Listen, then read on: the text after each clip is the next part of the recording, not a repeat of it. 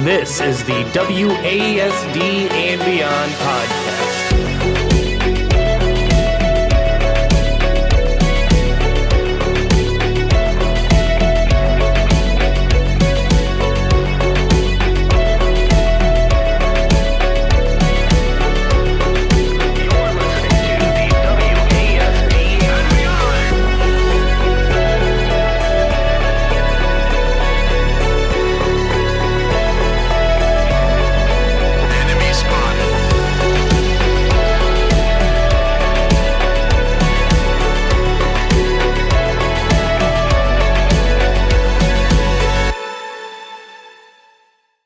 Hello, everybody, and welcome to this week's episode of the WASD and Beyond podcast. As always, I am your host, Nick.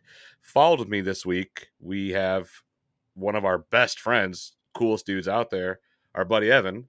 Howdy. So that's awesome. Matt's not here this week because he went camping, and that's all there is to it. He's just lazy fucking. He's home right now, and me and Evan decided it'd be fun if Evan hopped on the podcast this week.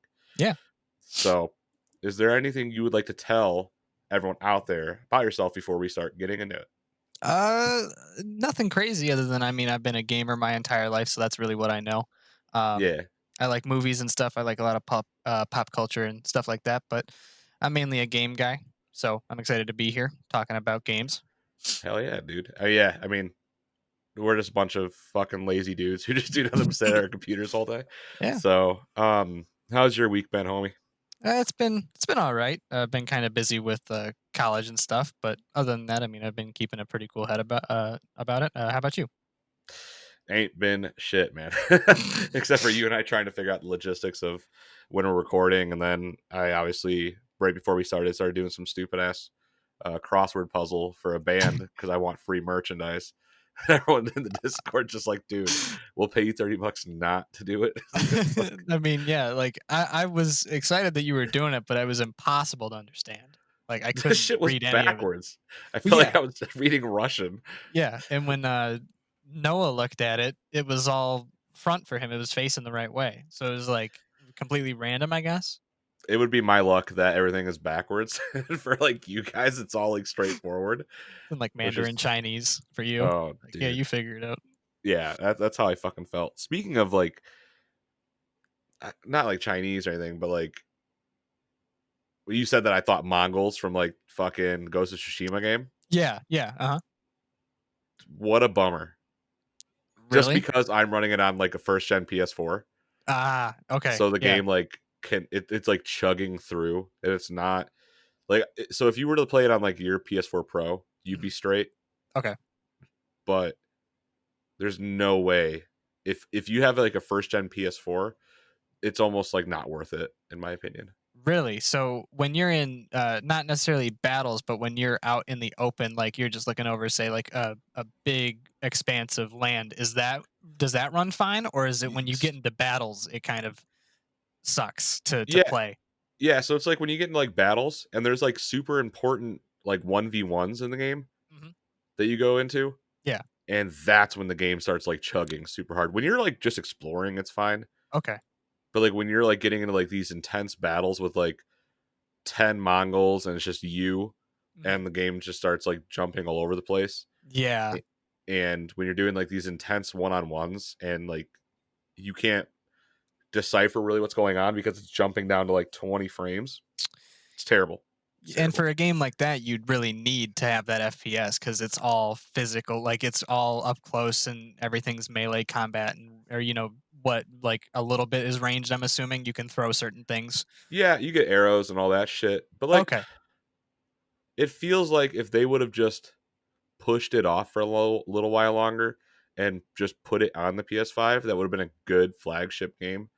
Because there's no way I'm buying a PS4 Pro right now before the PS5 or Xbox Series X drops.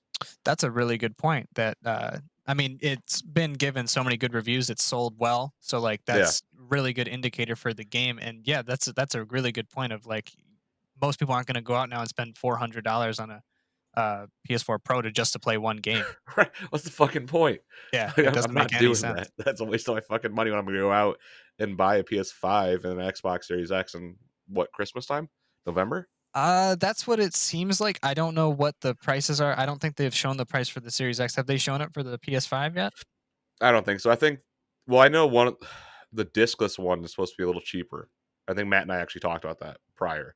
That the Okay. discless one is gonna be cheaper, and I think there's gonna be like a discless Xbox One or They showed Xbox that. Series I X. believe Yeah, I believe they did show that it's smaller too, so it's not as they even said that the regular Series X is not that big. It looks big, but it's not like it looks like it'll fit comfortably underneath your TV is kind of what they were it's going for. it's not the fridge everyone's making it out to be. Yeah, I mean, granted that does look really funny. It does have a unique design. I remember right before they showed it off, my dad and I were at Newegg and they had one of those pre-built like HP or Dell PCs, like gaming PCs. It might have actually even been a Samsung, and it looked just Yeah, like it. It was the same. Like it was like, Phil Spencer just walked into Newegg or Micro Center, and he saw that shit, and he was it's like, like that. That's it right there. yeah, that'll work really well. Speaking of Microsoft, we'll touch lightly on it because spoiler. Matt and I are going to talk about that on our next episode. But what did you think about their conference opposed to the PlayStation conference? I honestly didn't see much of it. I did see the Halo. I Yeah, did see Halo Infinite get shown off, and I liked it. I'm not a massive Halo fan. I've said plenty of times before to friends from high school, like when we talk about Halo. I think I've even said it to you guys a couple times. It's a cool game, but when I play it, I get not necessarily bored, but I'm just kind of like I'd rather watch this right. as Okay. a movie. But seeing that, it made me want to play it. It made me want Yeah. to use the grappling hook and get in and see all those new weapons. Like I don't think they showed off many, but I did see that new battle rifle that Chief was using. It was Yep. like had like a hollow sight on it. That looked Yeah. That's really sweet. interesting. Like I wanted to try that, and the fact that you can grapple certain objects like explosives and then throw them Yep. back, that was a really neat touch. Um, and mostly I'm really into the story. Yeah. I actually watched the other day like a 30-minute video of some guy just recapping from the beginning to the end, or like the latest from Halo 5. And I Right. was like, that's really interesting. There's so much in there, so much detail. There's a lot of lore and all that stuff. That's really good world building and character building and stuff. I Yeah. really liked that. So I'm excited to see what happens next. Oh yeah. It's going to be interesting to see where they take Halo with this Yeah. next generation. That's obviously their flagship. So everyone's freaking out because the graphics felt or looked flat and whatever, but it's still a work in progress. The game is nowhere near completion. That was like a very small chunk Okay. of demo. So like everyone's just being a fucking bitch about it. It's like, dude, like you showed us like a fucking 8-minute clip. Right. Like get your shit together. Like that's why people will call you like people like us like entitled gamers. It's like, dude, it's not. No, those guys are dicks. Like they're being fucking dicks about Yeah. They don't graphic know. Yeah. fidelity that they don't like. It could have been a rendering problem. It was also being live streamed. There's Like, a ton of things that go into it, right? Yeah, yeah, that could have affected the look of it. I mean, that's unless it's a game that's unless it's they're showing off a game like when Sony would show off like Uncharted and Ghost of Tsushima and like Last of Us, they're always I believe they're always in engine, but they're not gameplay. So they have a lot more of that to show in terms of like making sure it looks good. Whereas this was definitely just this is gameplay, straight from what was it a PC? yeah, it was being ran on a PC. Yeah, They so I did mean, confirm that it was not on an Xbox Series X. yeah, and I guarantee they're probably not doing that because that's not ready for Series X yet. They're It's not probably still optimized. working. Yeah, It's not they're waiting still. optimized. So I think that's when they show it next time. It'll be on a Series X. I think it'll look really good too. Right. I mean, well, dude, that's the thing. A lot of people don't understand when you watch like a demo being played at E3. You're watching it being played on a PC. You're not watching it on a new, PlayStation 4, PlayStation 5, Right, Xbox One, Xbox Series X. You're watching it being played in engine on a PC, like right, or a developer kit. So it's miles ahead of what the hardware is that's going to be utilized on those consoles. right. And So yeah, that's a good point again to make. Is a lot of people don't think about that. And they just go, yeah, "Well, it looks like shit," and it's like, well, there's a lot of things that are going into there's this more process just to show you the gameplay. shit. Right. So you remember that before you criticize. No, I get that. Like I mean, I'm curious now thinking back on it of all the games we've seen over the years at E3 and like I know Rockstar's never gone to E3 as far as I can remember. I know they always show things themselves, Yeah, when they're yeah, ready. Like GTA I know was shown on their own and they really it looked great then. I mean, yep, Red Dead 2 looked great every time they were showing it off on videos and it's curious. I wonder what they were running it on, if right, especially because Red Dead 2 is a very, very difficult game to run even for like the what is it, the Xbox One X and the yep, PS4 Pro. I believe those are still like it's not so much when you're out in the countryside and you're in these crazy grasslands and stuff or in the forest and stuff. It's when you're in the cities and towns is when you really take that hit on your frame rate because there's a lot of lighting, there's a lot of dust and smoke from the towns themselves, lots more people than you typically see because most of the time when you're out in the countryside you're seeing like one two guys on the road. There's yeah. not a lot going on. Like I've been able to tell with my playthrough the past couple of days, it's just I get into one little area and my FPS will go from 70 to 40 in no time just because there's so much shit they have to show. So I'm Rendering curious. in. Yeah. So I'm Yeah, curious as to how they ran it because it looked really good on all their videos. right. It Yeah, looked really smooth. they always do, and then you get like Ubisoft, for instance. Before we hop into our main topic, because this is actually a good segue into the main topic. Um, you get companies like Ubisoft who always throw these games out. Like anytime you watch an Assassin's Creed trailer from E3, Mhm. they make it look so beautiful. They truly do. They always look fucking so beautiful. And then Yeah. as soon as the finished product hits, it literally splits and divides the fan base in half. It's like, what the fuck is this, dude? Like, why would you? That's putting it lightly. Well, dude, like, it's like, okay, so how'd this get past like quality control? Uh Like, that's not. yeah, like well we all saw like the reveal for Valhalla this year looked really good. Like Yeah. that interested me in playing an Assassin's Creed game because I like the Nordic setting. I like being a Viking. Mhm. That would be really cool. I watched the gameplay and oh my god, I was like, why are you showing this? I was like, like your guys are running into their guys but nobody's hitting each other, so like you don't really feel like you're in a classic medieval battle and like you're storming a castle. It's literally like you're watching your guys walk into each other and they're not the, doing anything about it. the Like AI is just biffing. yeah, that's what it looked like. Or like, you would be doing a cool move, you'd be like having a combo on somebody, and then all of a sudden you get hit with an arrow from behind and that stops your whole momentum. And I'm like, been the problem for like the past 4 games. So It's all like the same. It's all nice rinse to know you repeat. guys haven't touched on that. Like, no, yeah. I mean, I'm not a really big Assassin's Creed fan anymore. Yeah, I neither am used I. to be back in the day, but the whole RPG side of it, not my Just thing. throws you off. Yeah, yeah, Yeah, definitely. I feel like again that's a good segue because games Yeah, like that and adding those new elements are very good at dividing the player base. And right. I feel like the game we're about to discuss right now, which I loved and I know you loved for a fact, Absolutely. literally divided its fan base in half, Yes. and for better or for worse. So the game Evan and I are gonna be discussing, which I couldn't even fathom having anyone else on the podcast talk about this game with, is The Last of Us Part 2. And I know we could have maybe started with Last of Us Part 1, but we both just played and beat when it came out. The Last of Yeah. Us Part 2 still relatively fresh in our minds. There's so much drama around this game with its players, with development, with leaks. Like people hate the story, people hate characters because they're like their sexuality. Like there's just so much, There's but a lot. Yeah. it definitely feels like this game is super relative right now with everything that's going on in the world itself. And it's important to talk about a game like this. Like I'm gonna let you start off because I know how much you love the Last of Us series. I mean, you literally and you had the entire Discord hounding the Yeah. internet to try to find you the Last of Us Part 2 Ellie edition, which you luckily got. I which did. Yes. so I was so happy to get that, man. Like the excitement I had getting that box. For like just the idea too, because my dad had a package come that same day, and it yeah, was a box. It was pretty big.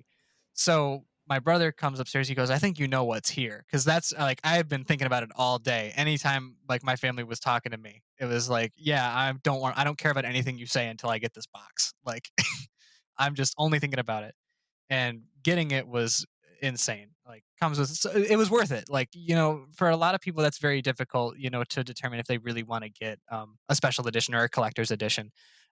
For me, it was very simple to make that decision of like this is worth my money, and everything has been. I use the backpack, the replica, on a regular basis. It's very good. And honestly, having all that stuff is really nice. It makes me love the game even more because I'm able to see something from it every day.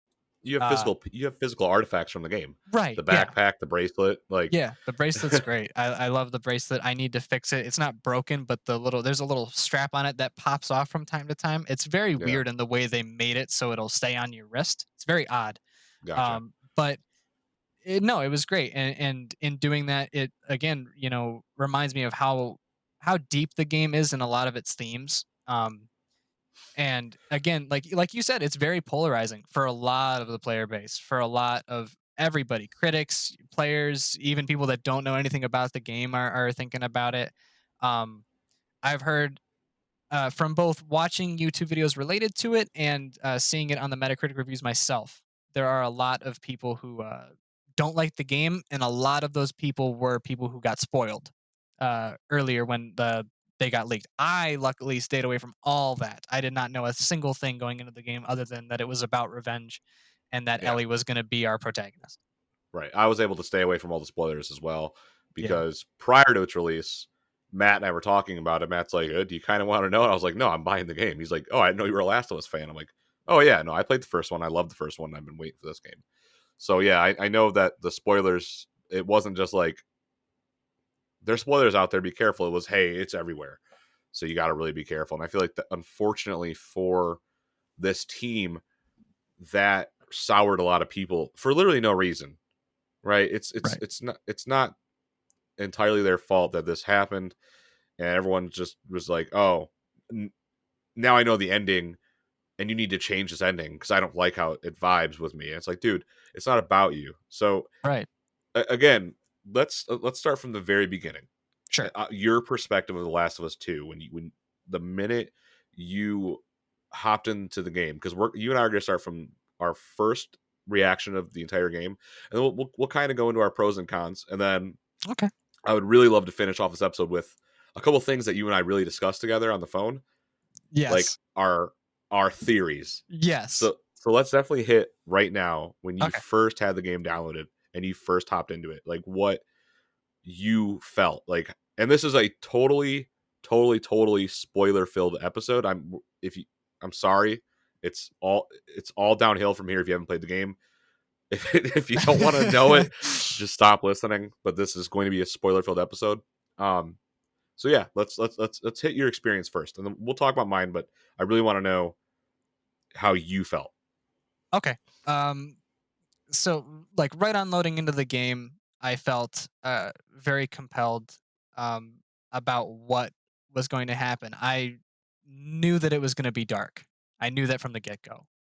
Um, but with how it starts off, it was kind of in the way they start you off, and that you're playing between these three different characters. You know, you're kind of like thinking, oh, this has some like everybody's here for a reason. There's something going on. I mean, Ellie and Dina, I believe they're just doing a patrol. Our first introduction of Abby, very early on, you know, there's no sort of like, who is it? We kind of just see her right from the start. We know her name. We know, I believe Owen's name. We don't know everybody else, but we know a couple of characters. And playing through them, you're wondering because there's different stories happening, and I think they kind of led with that from the start of like this what you're experiencing isn't going to just be Ellie's story, it's going to be a lot of different people. And that was my feeling on it, and that kind of scared me, to be honest, cuz I didn't like Abby the minute I saw her. Not I any don't think sort of anyone did. I don't not think any sort of anybody did. not any sort of like physical reaction, but more of like you're here for a reason I don't like, and I don't even know what that reason is yet. Right. But um going in through that, I enjoyed a lot of the character building. I mean, we know Joel and we know Ellie and we Yeah. know Tommy. We know Tommy's wife. I can't remember her name for the life of me, but we all kind of know them. We know that Ellie and Joel are not on good terms in the way that they're speaking to each other and in their movement as characters. There's kind of a little bit of a cold shoulder feel almost. Right. So there's something going on there, and through that, we get to kind of we're thinking about that, but now we're focusing on what's really going on, which Ellie has a whole new life essentially. She's not 14 anymore; she's 19, I think.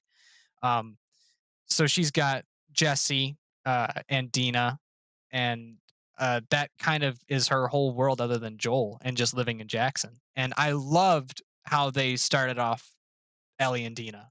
That was like honestly my favorite part of the game. One of my favorite parts is the relationship between them. It's very, very light, but there's a lot of love between them. And I think that's shown very well throughout the game. And it's not very it's not surface level in the way that it's shown. Like, it goes deeper than that in the way that they typically will talk to each other and kind of how they are in cutscenes with each other.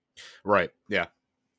So I really liked how they started it off and kind of leading up to the big moment, I guess, in the game. Like the thing that really kicks it off is again that feeling of I don't like why I'm playing Abby, and I don't even know the real reason yet. Um, Yes. and I believe we only play as Joel that first time in the beginning of the game. I Yeah. can't remember if we I play believe as him a that's third. the only part you really get to experience playing as Joel again. Yeah. Yeah, you get to play through him in like right in the beginning, and I think next time you get to see him other than in the cutscenes in the beginning is when Abby meets Joel. Which Yes. kind of a preface for that is that Abby is kind of set off a bunch of infected, and they're all chasing her, and she happens to run into Joel and his brother Tommy, and arguably Joel saves her life, like absolutely, make sure that she keeps going, saves her life, and they get back to like the lodge that they're in, and they got back to Abby's camp, I believe, if I remember correctly. Yeah. That that was a tough moment. I think that was That's the tough. toughest moment for anybody during this game. That was rough. I mean, just thinking about it now brings me back to that moment of I was literally kind of kneeling on my couch, like, what's about to happen? Like, because I know it's not good. I know it's No. not. And you don't know that from Abby talking. Like, they're not specifically saying we're out here to find this guy. They do say Yeah. they're out here to find somebody, but you don't know who that is yet. Um, and then you quickly find out that it is Joel that they're looking for.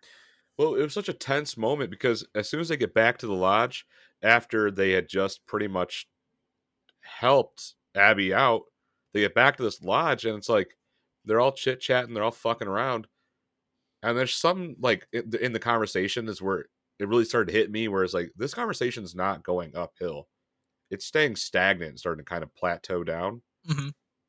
And then like I was like, oh, it feels like the air in that room, if you like, could cut Yeah. Yeah. No. because it just felt tense, and then the chain of events start rolling, and it's Yeah. like, oh fuck. And that's a really good point because there's a lot of tension, and I think that tension really starts because Joel's not a really talkative guy throughout this moment. Yep. He's very, very quiet. He's happy, he's like, I saved this girl's life, whatever, it's fine. Like I'm happy that I did it. I'm glad I saved her and got her back to her people. So Tommy's really the guy who's talking. And I believe what's Owen's girlfriend's name? I can't remember. But she goes, "Who are you guys?" And she introduces herself. She says, "That's Abby. This is Owen." That kind of thing. She doesn't introduce the rest of the group, so you don't know anybody else's name other than like these three people. And Tommy goes, "Oh, I'm Tommy. This is my brother Joel." And as soon as the word Joel leaves his mouth, you see everybody else in this group. They kind of all lean forward, like they're kind of all super tensed up. They're waiting to see, like they know something's going on. And Joel and Tommy notice that and they're like, "Have you guys heard of us?" Yeah, And you look at us like you know us. Yep. yeah, yeah. And then I believe what's her name? Owen's girlfriend says, or Abby says, "That's because we do." And that kicks it all off. Uh Abby shoots Joel in the leg with a shotgun, blows his kneecap out. There's no Tommy, details either. yeah, no, there's nothing that's hidden here. Tommy gets his ass beat, just basically until he's knocked out. Like they don't beat the shit out of him because they're not there for him, which is a kind of important thing to know. Is Yeah, that they're only there for Joel, and mind you, the only person who's there for Joel really is Abby. All yeah, of her friends came along because they were like, "We're not going to let you do this alone." More of the fact of we don't want you to die trying to do this. Um, and then in a kind of like almost like a Walking Dead parallel moment for me, Abby then proceeds to beat the living shit out of Joel with a golf club. yeah, Like terrible. And then right when this happens, Naughty Dog is like, "We're going to throw you back into the hands of Ellie." yeah. And yeah, they bring you back to her, and basically that's kind of figured out. Jesse comes back, tells Ellie and Dina, Joel and Tommy haven't made contact, so something's going on, and Ellie has to go find Joel, and that doesn't take very long. That's not like, No. which is kind of surprising for me. You think that it would have maybe taken her a bit longer just because of where they were at. You don't really think that they're close by, Yeah, especially with that whole infected horde running around out there. You'd think that they would have heard that, or they would have stumbled across him. But I believe Ellie, in her after that, going to find Joel, she doesn't encounter any enemies. It's a pretty straight shot to. She finds the lodge. She gets in there. She's doing her thing. She's looking for Joel, and then she hears Joel screaming, and yep, that's again for me, man, is so tense, and I hated it. I hated that so much because I loved Joel as a character in the first game, even after all that he did. I right. loved him because I knew why he did what he did. I knew his reasoning and why he really loved Ellie so much. And Yeah, that was tough because in my experience, again, I felt like I was in Ellie's position of like I'm watching an almost like a father figure, screaming in pain, and gives you the worst ideas. that's nothing What's you can going on? do, Right, right. and There's that's like the nothing. biggest thing that's really portrayed in the scene. It's just all right, lay back, watch, nothing you could do. I called you, didn't I? Or did I text you? You told me to call you after something happened, and I was like, I don't like the way you're saying that. He's like, you'll know. Nick goes, you'll Well, know what it is. And I was like, that's not good. I was I like, walked away from my TV when I put my controller down after that whole scene was done, and I just walked away. I texted Evan. I texted you. I was like, yeah, after you play this part, you need to call me. yeah. And it was just like because it's the turning point of the entire series, in my opinion. I think in that regard, no, you're absolutely right. And I think while we're on in this scene of the game, I think it's very important to note that both Troy Baker and Ashley Johnson, who is the actress who portrays Ellie, did a fantastic job in this scene. Was that mocapped? Yes, I'm sure it was. they mocap everything, but they do not look like the actors themselves. They Yeah, are right. they are changed. Uh, Joel is always very very quiet and kind of doesn't have many words for Abby. Yeah. Abby asks, do you know who I am? Do you remember me? I think is what she says. Uh, and Joel kind of just gives her like the finger and says, whatever you're here for, just get it over with. Like Doesn't give her the satisfaction. he Yeah. doesn't give her the satisfaction. And I think that really spoke to Joel's character throughout both games. And we've known from the first game, he tells Ellie, I mean, it's 25 years after the beginning of the first game in the first, and we know Joel does bad things. Not because he's a bad guy, but because he wants to stay alive. And so I think that was a really true way of getting Joel out there and saying what he wanted to say is like his essentially his last words is, I don't really care what I did to you because whatever I did was for a reason I believed in. That's yeah, like again, not giving her that satisfaction. And again, he's very true to himself and he knows that whatever he did to get in this position, he wouldn't take back a million times over. Um, and then Ellie, she finds him. Doesn't really work out well. She's not able to really take anybody down. They kind of I believe like there's 10 of Abby's group. There's a good amount. Yeah. There's a good group of people there, so she doesn't really have a chance to really do anything. Um, they don't knock her out. She sadly has to watch this. Um, honestly, you can't even really tell Joel is Joel at that point. She really did a number on him. Yeah, he's Um, mush. Joel's just yeah, mush. and Ellie's begging him, please stop. Which is again why I have to say praise to Ashley Johnson. Portraying that's very hard to do when you're not in an actual scene that way. So, when you're thinking about it, you're covered in this weird suit. You got all these dots and cameras on you. Yeah. To be able to portray that emotion is really, really impressive. You know what it made me feel like though? What? It made me feel like the opening of Midsummer when she is Oh, yeah. on the phone. We're trying to get hold of her family, and she gets a phone call that her sister suicided the family, Yeah. and that like cry she does, and like the helplessness that you see that actress go through. When I played this scene in Last of Us Part Two, that's how I felt. I felt like because that scene was powerful in Midsummer. It is. So like when this happened, I was like, dude, it reminds me just, which is good. I'm not saying it's a bad thing. I'm happy it made me feel like that Yeah. because to make you feel just to make the player or the viewer feel hopeless is great. Like that's what they wanted, and it totally made me feel like that. But like I wanted to see after I maybe had brought the Midsummer scene up. Can you see that correlation? Like the No, I cackle can. cry and all that. Like it's insane. No, yeah, she does a really ugly cry at the beginning of that movie from what happened. I mean, understandably, not like it's a bad thing. I totally would get it. I would be doing the same thing. But no, I didn't even think about that, but that's a good comparison. I mean, it's really difficult to portray that emotion in an acting sense when you're covered, when you are this character. So Yeah, again, doing it in a mocap studio and to make again, it's different watching a movie versus playing a game because you're watching a movie, you're just watching what happens to these characters. You in a sense you are the character in a video game. So you're absolutely. you're watching this person that you one played as in the first game the entire way through, and secondly you kind of fell in love with as you played through that first game because you do realize this guy does have a heart, he does care about things. It's just hard to get through, and now you get to spend one game with him and now you're watching him get get the shit beat out of him Very fast too. by It's a very person you quick. don't know, and you are helpless. um and it kind of, they don't show Joel dead, which is an important thing. They only show what he looks like beaten. He's alive when he's beaten, they Yeah, show all that.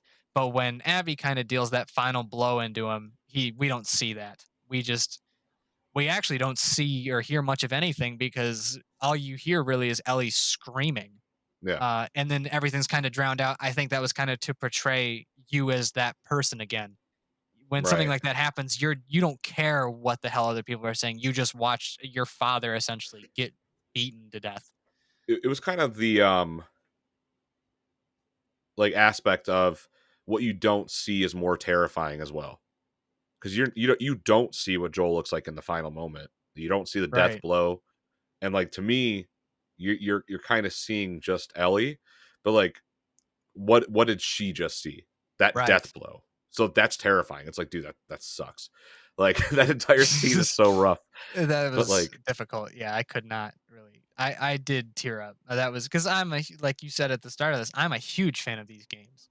this is your Half Life. This is like Yes. how I feel about the Half Life series. How you feel about this series. Absolutely. I So grew up with the series in a sense. I grew up in a sense with Ellie because when the first game came out, I was like 13, 14 years old. She was 14. And now the second game comes out, we're both 20, 19 years old.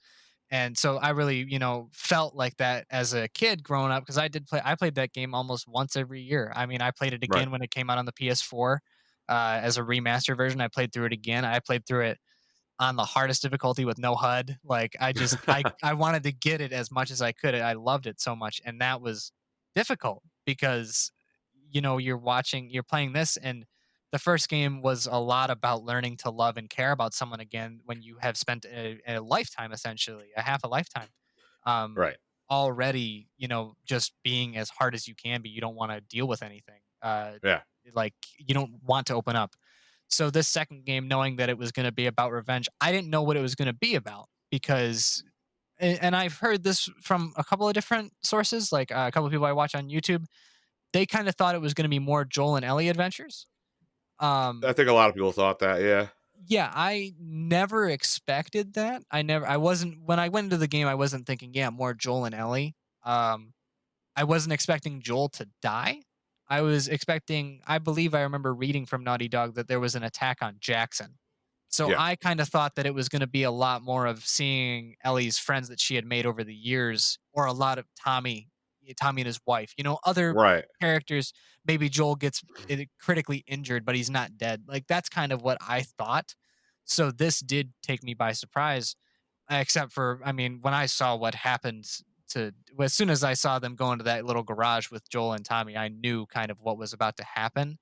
Right. It would set off the motion. It set off the events that would create this entire game. Yes, So, with that part being said,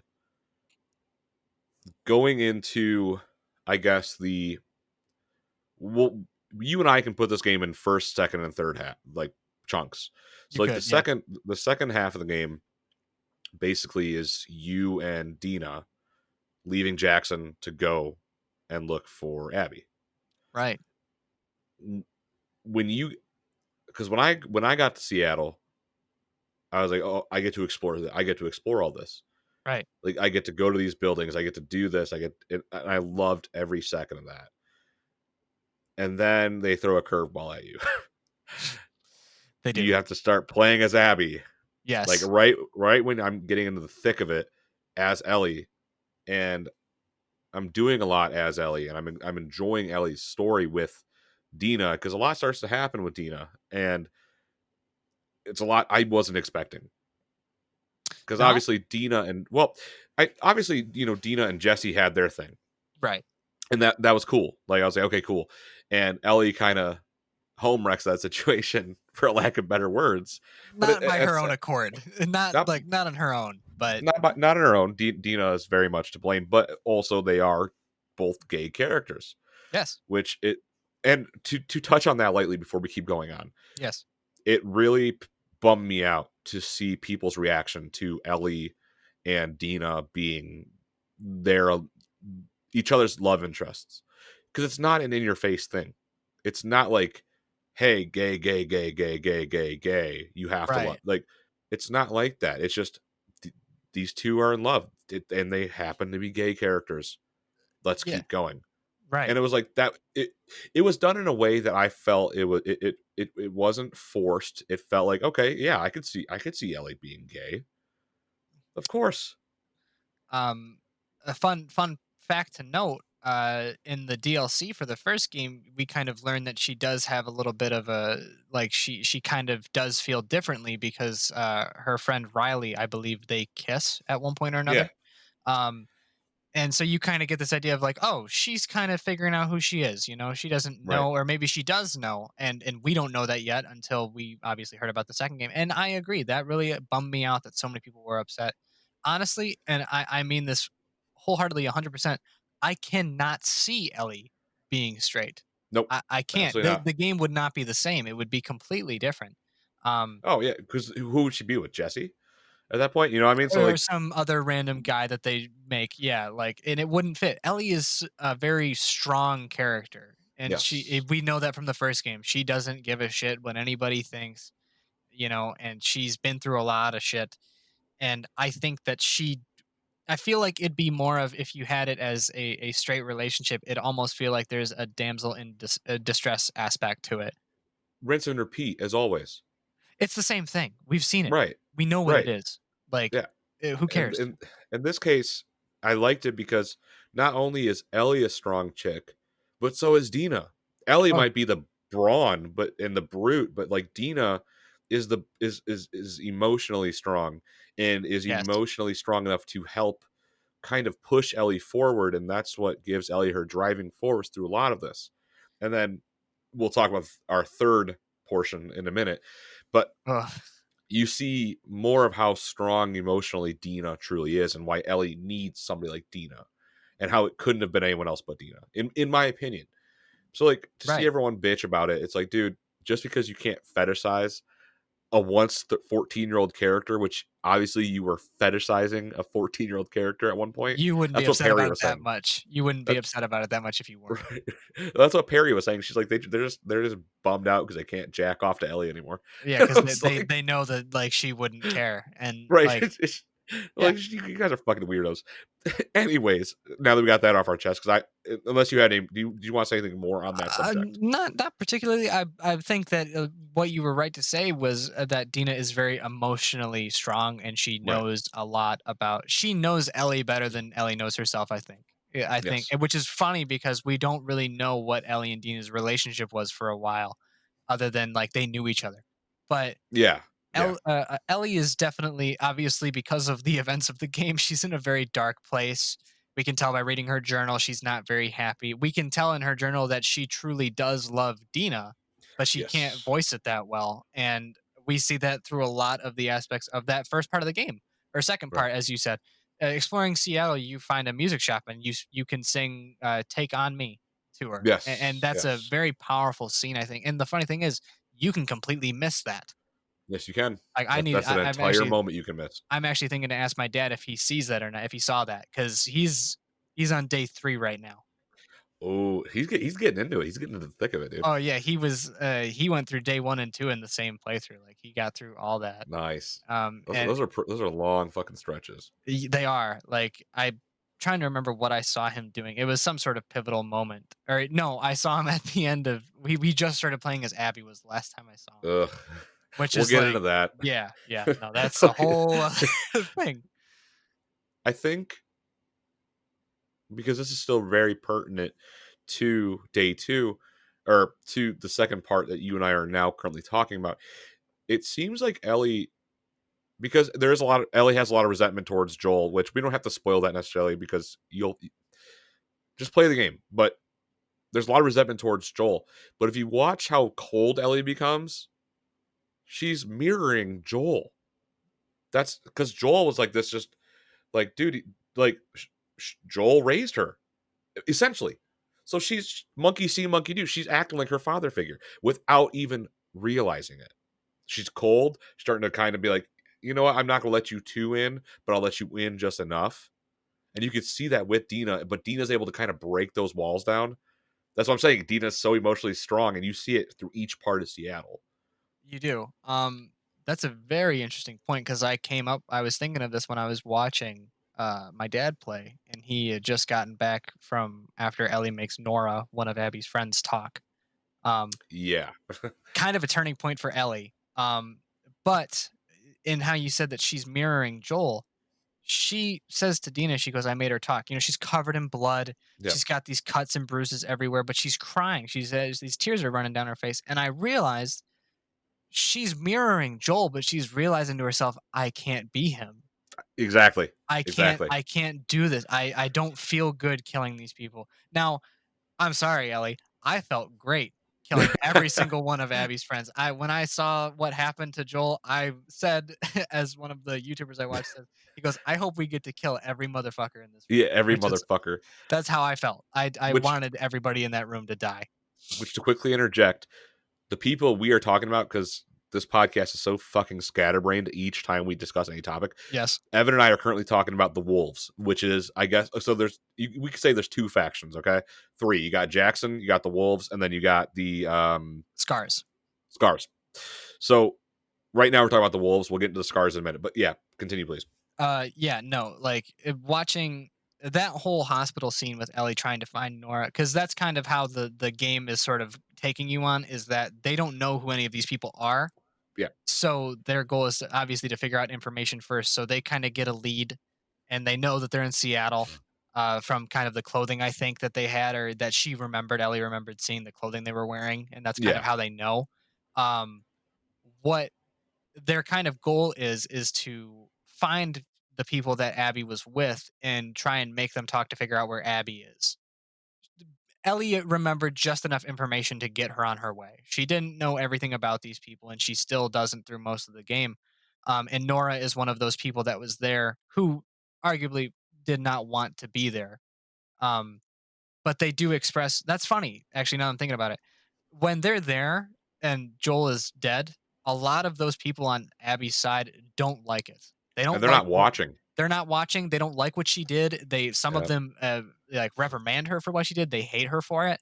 But when you meet them as Ellie, they're very quick to go, fuck you and that guy. He deserved it. Like they're very right. quick to go back to that. And I think that's because more it's emotion. You know, you trying to remember who these people are and what they went through because of Joel.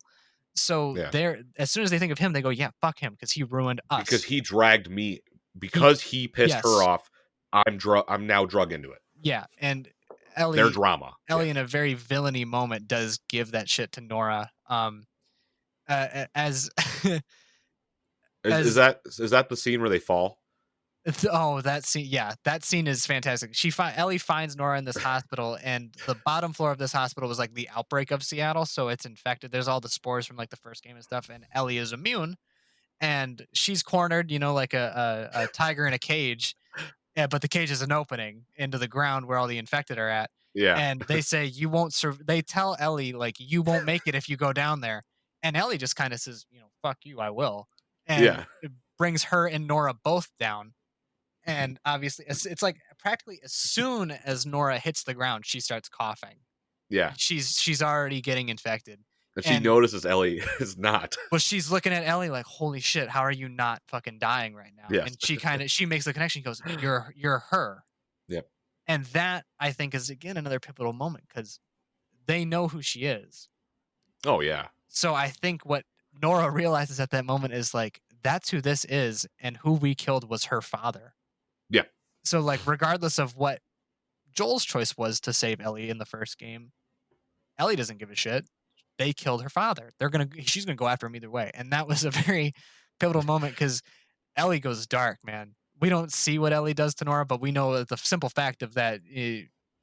Nora basically says, "I won't talk. I'm dead anyway," and she ends up talking. So you can kind of imagine what Ellie Y- does to get You that can to happen. piece it together. I mean, the entire game is violent, and not in like a sense of like, oh my god, it's so gory. It's so over. No, It's it's not over the bad top. It's violence. realism. It's, It's realistic gore, I mean, throughout the game when you stealth kill people, you're not like stabbing them in the head. You're slicing their throat. You're listening to them choke on their own blood. and it Like feels like you're doing it.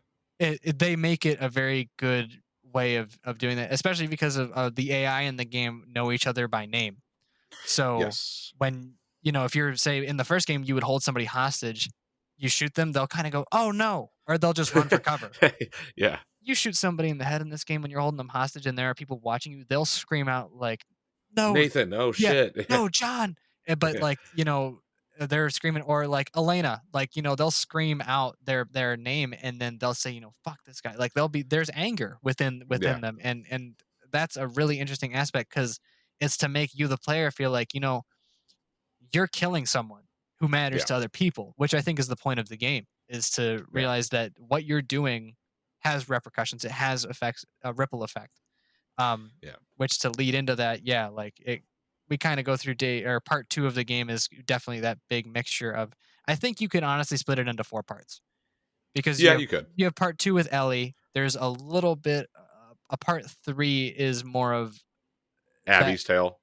You could argue it's Abby's Tale, and then the intermission is the farmhouse, which I think we should touch on. I think that's important. Absolutely. We need to if we're gonna go into our theories after all this. Yeah, we need to touch on everything that So matters we to need to both. touch on the farmhouse. So part two then. Let's kind of Wrap that up. You think? wrap part two up Okay. if we're able to. If not, we got time, man. So if you want to wrap up part two, let's wrap part two and then hop into part three, which I could arguably say part three was a lot of people's least favorite part of the game itself. Arguably mine. I mean, I love the game. I give it a 10 out of 10 1,000 times over, but there's nothing that doesn't stop me from saying I fucking hated this entire part of the game. Like, Yeah, I understand why it was there as a person who loves, TV, film, certain novels and stuff like that. You have to. I kind of thought of it throughout the time as like, what does Neil Druckmann, the director, want us to feel? So I knew there was a reason for playing as Abby for 3 days. And yeah, wrapping up part two's. I mean, there's a lot. We kind of touched on day one. You meet the wolves for the first time. You yep, and you and Dina really get to know each other, or you get to know Dina a lot more and really connect with her. Um, you get to kill two of the people that were there with Abby, which is awesome. Dina kills one, and when the other person's choking out Dina, you stab him with the Ellie's switchblade, her awesome switchblade that she uses throughout the entire game. throughout the Never entire breaks, game. by the way. Doesn't go dull. Yeah, nothing goes wrong with that switchblade. That thing lasts. But that was really fun. That was your kickoff into the uh, the human aspect of the game, because that entire first part of the game, you are fighting infected. I felt like I fought infected for a very long time compared to, I mean, right in the beginning Yes. of part of Last of Us, you fight people. You fight Yep. you fight people right after you fight clickers.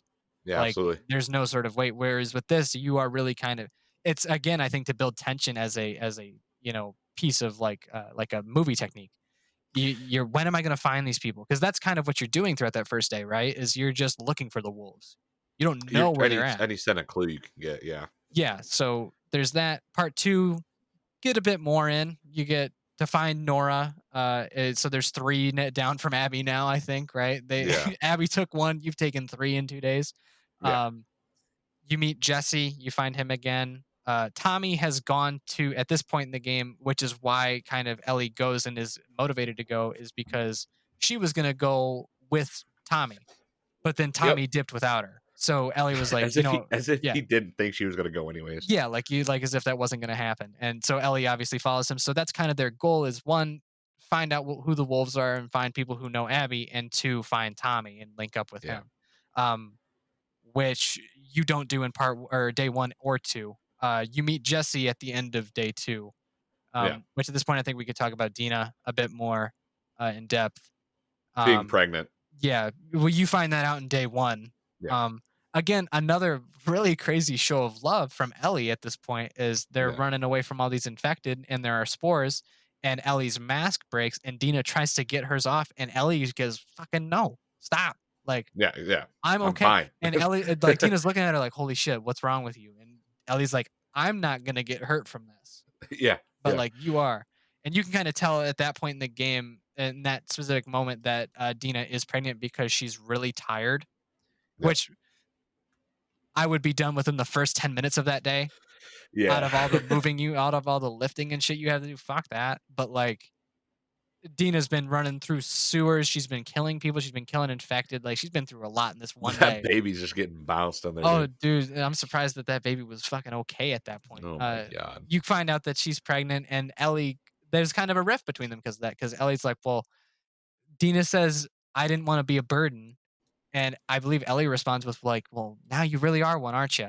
Like she Yeah. says something Yeah. hurtful, but that's because Ellie doesn't know how to word what she's saying, what she feels. Right. Um, and then yeah, you kind of get into day two. You find Nora, you find Jesse.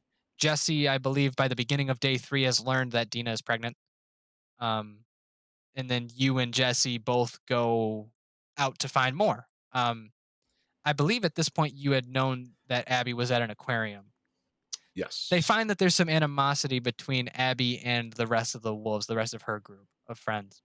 Um, and that's what Ellie kind of leads into that and goes to find him. Which I mean, day three is a lot more action, I feel, than there is emotion. Oh yeah. Um, Oh, yeah. It sets up this huge the rest of the ripple game again, effects. yeah. Yeah, it's because that's what this game is really good at. It's really good at setting off these ripple effects because you do get to the aquarium Yep. and there is hesitance with Ellie at this point in the game. She's not feeling too good. That's No, and that's very simple way. She's not feeling great. Owen. So you get to the aquarium Well, wait, hold and on. it's We gotta mention the yeah, fact that Jesse also has split up with Ellie by this time. Jesse's not yes, dead, but he splits up because he goes to find Tommy, and he goes find Tommy. Ellie's Yeah, on a revenge quest, so she kind of says, fuck that. Like yeah, I'm almost here. I've almost found her. Let me do yeah. this. Go So ahead. Sorry, I didn't mean to interrupt. oh no, dude, no, you're good. Yeah, so I mean, at this point, it's just Ellie in the aquarium, and it sets off a chain reaction because Ellie has now killed Owen, and What is her name? Owen. Look it up. I have to figure her name. I'm looking it up. I can't go without the rest of this talk without knowing her fucking name. Ellie kills Owen's fiance, Do you who want she is unaware is pregnant. to? So that sets this entire chain off. That's done, said and done with, and this is where Ellie's arc ends for a while. Mel, that's her name. Mel, she kills Mel, and this is where the game ends for Ellie for a long period of time. You go back to the theater, and all hell breaks loose. Oh I'll yeah. never forget that. All hell breaks loose. You you lose Jesse right then and there. You get Oh Tommy and man. Jesse back, and then we almost skipped this part. You get Tommy and Jesse, and you Yeah. get Dina, and out of nowhere, Abby's in the theater, Yeah. and you watch Jesse die. She tells Ellie to stand the fuck up. Boom, scene end. Now you're playing as Abby, and I was like, Yeah, what in the now it's fuck a is big happening? switch. Now you're basically as a player, you're fighting through. You're trying to like rush through Abby's days because you want to get there. Mind you, Yeah. we haven't even touched on this. Throughout every day, there are flashbacks that are happening to show more. Yes. Yes, there are. So through the first part when you're playing as Ellie, there are flashbacks to her and Joel. Notable, uh, she and Joel look for guitar strings. Yeah. And that in the quest of doing that, they kind of find two people through a clicker and like infested hotel area. They find two people that had killed themselves. Except no, he killed his girlfriend. He didn't kill himself. He was a coward. He said in the note. Yeah. So like Ellie is fighting him off, and Joel kills him. And that's when Ellie kind of asks, like, "Hey, can we talk about the hospital?" And Joel kind of goes, "Is this really the time?" Like he tries to push it away, like he didn't want to talk about it. Yeah. Um, the other flashback is Ellie's birthday.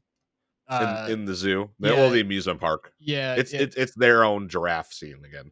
yeah. It is. Yeah, Ellie gets to climb a dinosaur, a T Rex statue. She gets to put a cowboy hat on a whole bunch of different dinosaur skeletons and stuff, which was fun.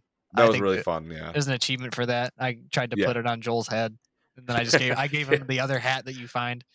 The Um, astronaut scene. The astronaut scene is very important because Ellie loves space, Yep. and Joel got her. It was a tape, I think, right? It was a It was a tape. cassette. It Yep, was it a was a cassette. cassette, and Yeah. it's a cassette of the moon landing when they take off. Yeah. And so Ellie puts on a little space helmet. They get into one of the capsules, and they're sitting there, and then she puts her headphones in, and Joel says, "Close your eyes," and you get that real sense that Ellie is she's a kid, so she's closing her eyes, she's really envisioning that she's in space right now, and she's happy for a very short time, but this is like the greatest period of her life. Yeah. She's with Joel. There's nothing bad happening. There's no, murder or death, and she's just enjoying her birthday with her father, essentially. She's able to Uh, take a step back from what the reality of their situation is. be a little girl again, essentially, right? Like Yeah, get to super enjoy her important. birthday and Yeah. feel like a kid. Um, there's that, and then I think the final flashback is Ellie 2 years before this happens. Every flashback is a year ahead or a year further. Sorry, it's a couple years before. So the first flashback is 3 years ago, or no, it's 4 years ago. Second flashback is three, and then the last flashback is two. So you kind of are getting what's going on throughout the years. Um, and Ellie's last flashback is her going to the hospital and kind of learning through various notes and a tape recorder, that she was immune. Um, and if kind of like context for anybody that doesn't remember the first game, Joel tells her that uh, there were basically a bunch of people that were immune. Like you're basically like you're a dime a dozen. Like so, don't worry about it. Like they'll find somebody else. Ellie obviously doesn't really know that. She's concerned. She's curious. She's a little bit suspicious, but she doesn't really question it that much. I mean, she grows up most of the time not knowing that. So she kind of learns on a lot of fronts that Joel lied about what happened, lied that there were because I think Marlene is on the tape, and Marlene says, even if there were another person as rare as her, so she kind of goes, "Oh, so he's kind of bullshitting me on this whole thing. Like, he's been lying to me," essentially, is Right. what she does. And Joel meets her, and she kind of says, "You tell me what the fuck happened in this hospital, or I leave and you never see me again." Yeah. Yeah. And Joel says it, tells her what happened. And I noticed this both with what happens to Mel with her and this moment. Ellie basically clutches her like she's having a panic attack. Yeah. She has a panic attack because she learned that the biggest choice of her life was made by somebody else, even It though was that taken from her. it was taken from her, even though that she would have died. We kind of see that she would have rather died to save the world than Sacrificed herself. yeah, she would Yeah. have rather done that than live with Joel. Um, So that's kind of the last flashback. Then, like you said, yeah, we go into day 3. She finds Owen. She kills. Also, I'd like to point out. Now, this is not a part of the game that I condone very well. It's very rough. You kill a lot of dogs. Like, The most important dog you do kill, because you do end up getting attached to this dog playing as Abby, is yes, Owen's dog. yeah, the wolves 'Cause are like a military organization, so they have a yeah. they essentially have a bunch of different German shepherds, which you meet as Ellie, and like they obviously they sniff out your scent, they'll find you, different gameplay mechanic. But this is important because you don't really have an option in killing this dog. You can obviously avoid most of the other dogs, but this is a scene where you fall from a little vent, this dog attacks you, and you basically have no choice but to kill it.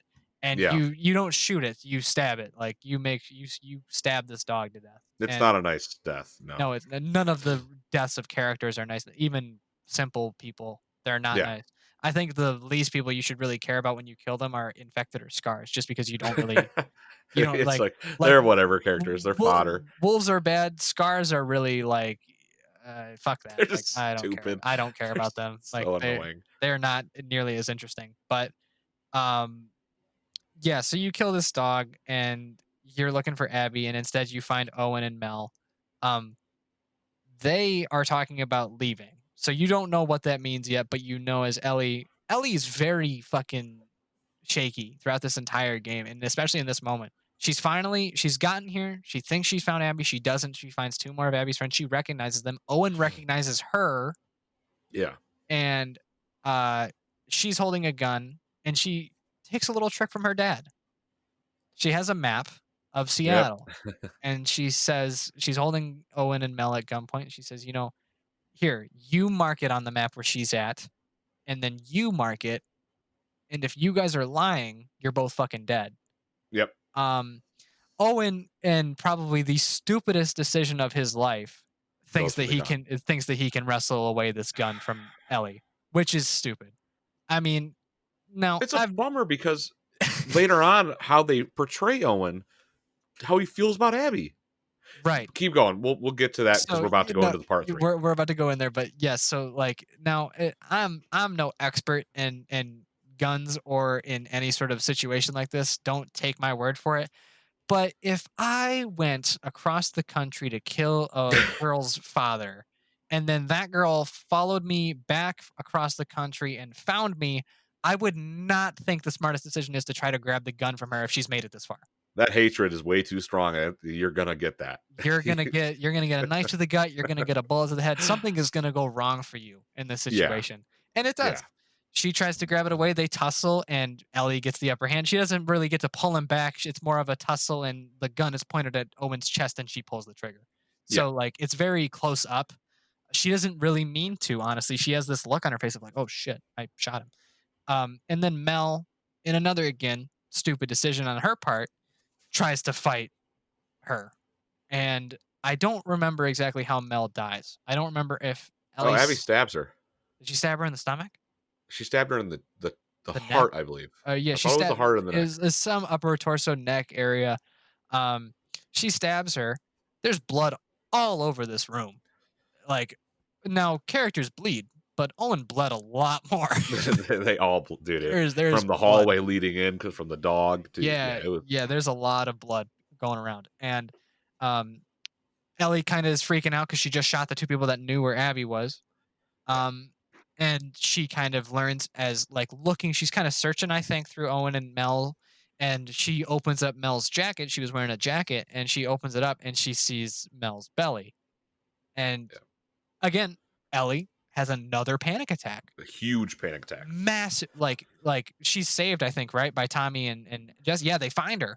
They They find her find her because and she almost yeah, shoots him, and she's freaking out, and they're like, come on, we gotta get out of here. Like we'll deal with this later. But scene cut. yeah, she's freaking out because she just shot a pregnant woman, which is again parallel to Dina because she's probably feeling in that same sense. I just shot Dina in a way, like I shot somebody who was also trying to have a kid. And this is kind of where, yeah, like you said, we get back to the theater. Um, Jesse and Tommy are talking with Ellie. Dina is in the back. I think she's out, like she's sleeping because she's going through the motions and stuff. She's really dealing with Yeah. the pregnancy. And they're talking to Tommy about why he came out here because they were like, "Your wife would have killed you." And he says something along the lines of, "Well, she said if I go out here, I gotta find her some jewelry or something like that. Gotta find her Yeah, yeah. something real." So he found Bullshit. something, Yeah. and it's in his backpack out in the front of the lobby. So they go, "Well, let's see it." And he goes, "All right, fuck it, I'll go find it." We go out there, or he goes out there to find it. Jesse and Ellie talk, and then you hear a fucking bunch of noise. Yeah. So in doing so, they think that obviously something bad's going on. So Jesse and Ellie run out, and I shit you not, as soon as they open up this door, Jesse is dead. That was hard. Oh, just straight bullet to the fucking head. Explosion right in front of you. He You see doesn't how he dies. he doesn't you don't get to know, like, he does not know what happens. Like, No, because yeah. he literally comes out there and it is a split second. Abby does not pull punches. She just fucking shoots him, like, Yep. right in the head. She doesn't Done. know I'm not playing games right now. Yeah, no. Yeah, like you said, Ellie hides. Abby says, "Come on out. Like, I shoot him or else." And like at this is not a game where you think they're not gonna do it. Like, when somebody dies that's important in this game, they die pretty fast. Like, Yeah. it's not like a sort of like a game or a TV show or a movie where they try to take their time. Like, these people will die. Like, Right. as soon as the moment they're there, the moment they're gone. That's it. It's a split second. Yeah. Um, and then scene, like you said, scene cut. Abby says, like, we let you both live, or we let you You all wasted it. live. You wasted it. She says you wasted Yeah. your chance to live, and that's, to me, that's fucked, because what you did in revenge, you knew, if you think for a second that this person's not going to come after you after you kill their father, Right. even though you've been doing the same shit, like you've been hunting revenge, and you've been hunting for Joel for like longer, 5 years, 4 or 5 years. You've been hunting this the entire time, and you think that this person isn't going to come back for you? Right. It's a God complex at that point. That was definitely what I thought. Like, it wasn't bad writing. It was more of a, like, you can It clearly shows see you Abby is. she's blinded by what she thought was right. Right. Um, and then, yes, like you said, scene ends, and now we have to play as Abby for 3 days. God, how that sucked. That was 12 hours of playing as Abby. Yes, it Right. is, and Oh, that's very it, different for a AAA title to make you play as the villain for and that okay. long. It's not gameplay wise, very fine. Very fun because Abby has some cool. It, poor Ellie. Abby has the better weaponry. She does. Abby has the better guns. You don't have to kill any animals with Abby. Yeah, no, all the animals on your side, man. That fucking Um, but it just drags. So there's not, I would say we don't super have to unpack Abby's side, except for the a important bits, really. few important Yeah. things. So obviously Lev. But I mean before that there's Going out on patrol, and with, going out what's his name? You were happy when he died. I'm trying to remember. the Spanish dude. Yeah, Who's always Manny, like I think. puta. I He's think just like Manny. he's always like puta and he spits. It's like, Yeah, hey man, you fuck him up. Well, you don't, but he gets fucked up. Manny. Um, Yeah, his name is Manny. yeah, Manny. That's what I thought. When he dies, I love that. I was like, all right, finally, I hate this fucking character. I hate a lot of the characters, but one of the characters I really did sympathize with on Abby's side was Owen. Yeah, 'Cause, dude, you could just tell, man, and you see it now that we're talking about Abby's portion of the we can game. really delve into this. Yeah, You see it with Owen. He's he just does like, not dude. like it. He's like, I let this fucking person I considered a friend, I and I loved. have a romantic relationship with later on in the game, which is disgusting. It's gross. It's gross. That's a good way of putting it. Dude, it sucked. I was like, ugh. I was like, get Arnold Schwarzenegger titties. Oh, Um, dude, yeah. Well, we should preface this. Abby is built. She is strong. she Like, would whoop my ass. she would, like, and Ellie is not a very, like, she's strong, but she's not built. Like, Ellie can handle herself in a fight. If you threw Abby and Ellie into a cage match, Abby would easily snap Ellie's neck 100% every single time. Yeah, Like, there's nothing you could do about it. yeah. So like, you learn about Owen and obviously his dog Learn about and Mel and Mel. all of the people. Yeah, They're just trying to leave.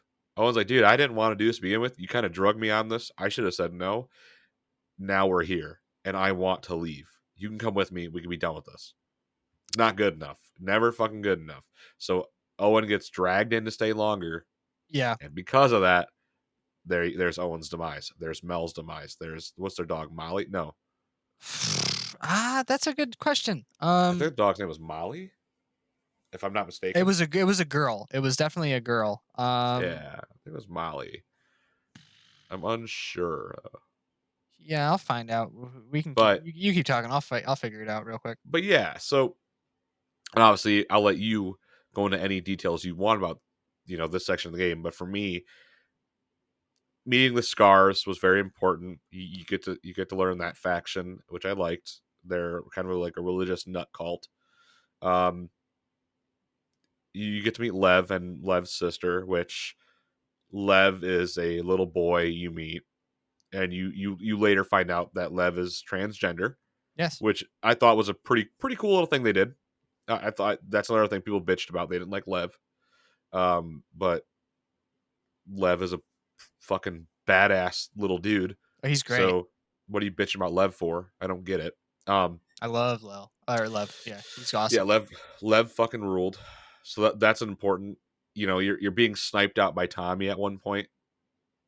Like Tommy's Yes. just in the parking garage. With the yeah, Abby and Manny are getting shot at by him. Yep. Tough fucking part of the game, if I might add. That was difficult. It was very fucking hard. Fighting I the was like, infected while you're trying to avoid sniper fire is not something I condone for "Oh, anybody to Tommy try of and all do. people." Yeah, and Like, Tommy's a great fucking shot, yeah. Um. as we know on a couple of different fronts. Yeah. Exactly. Um. The one part that's for me, and like again, I'll let you obviously go into No, how you felt about this. take your time. Yeah. The one part that I did enjoy the most, though, because I did enjoy her gameplay. Like I said, there's a lot of cool gameplay elements. You go to Scav Island or Scar Island, Scar Thinking of that Island, Tarkov. Yeah. Tarkov. Yeah, I got Tarkov on the brain.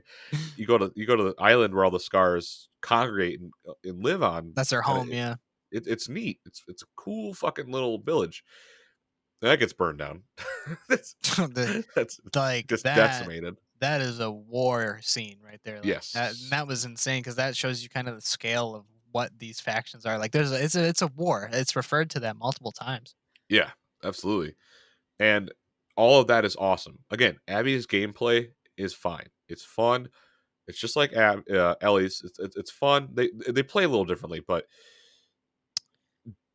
different enough to where it's the same game, but it's just fun enough. So She has kind of a Joel aspect in that yes, she has to make like shivs and stuff, whereas Ellie always has her switchblade, so she can always yes, silently kill clickers and all that kind of stuff. Whereas if Abby wants to do that, she has to make something. Yeah, and like you yeah, said, she does get the better weaponry. I will agree with you on that. She definitely yeah. gets The fucking AK, in the crossbow.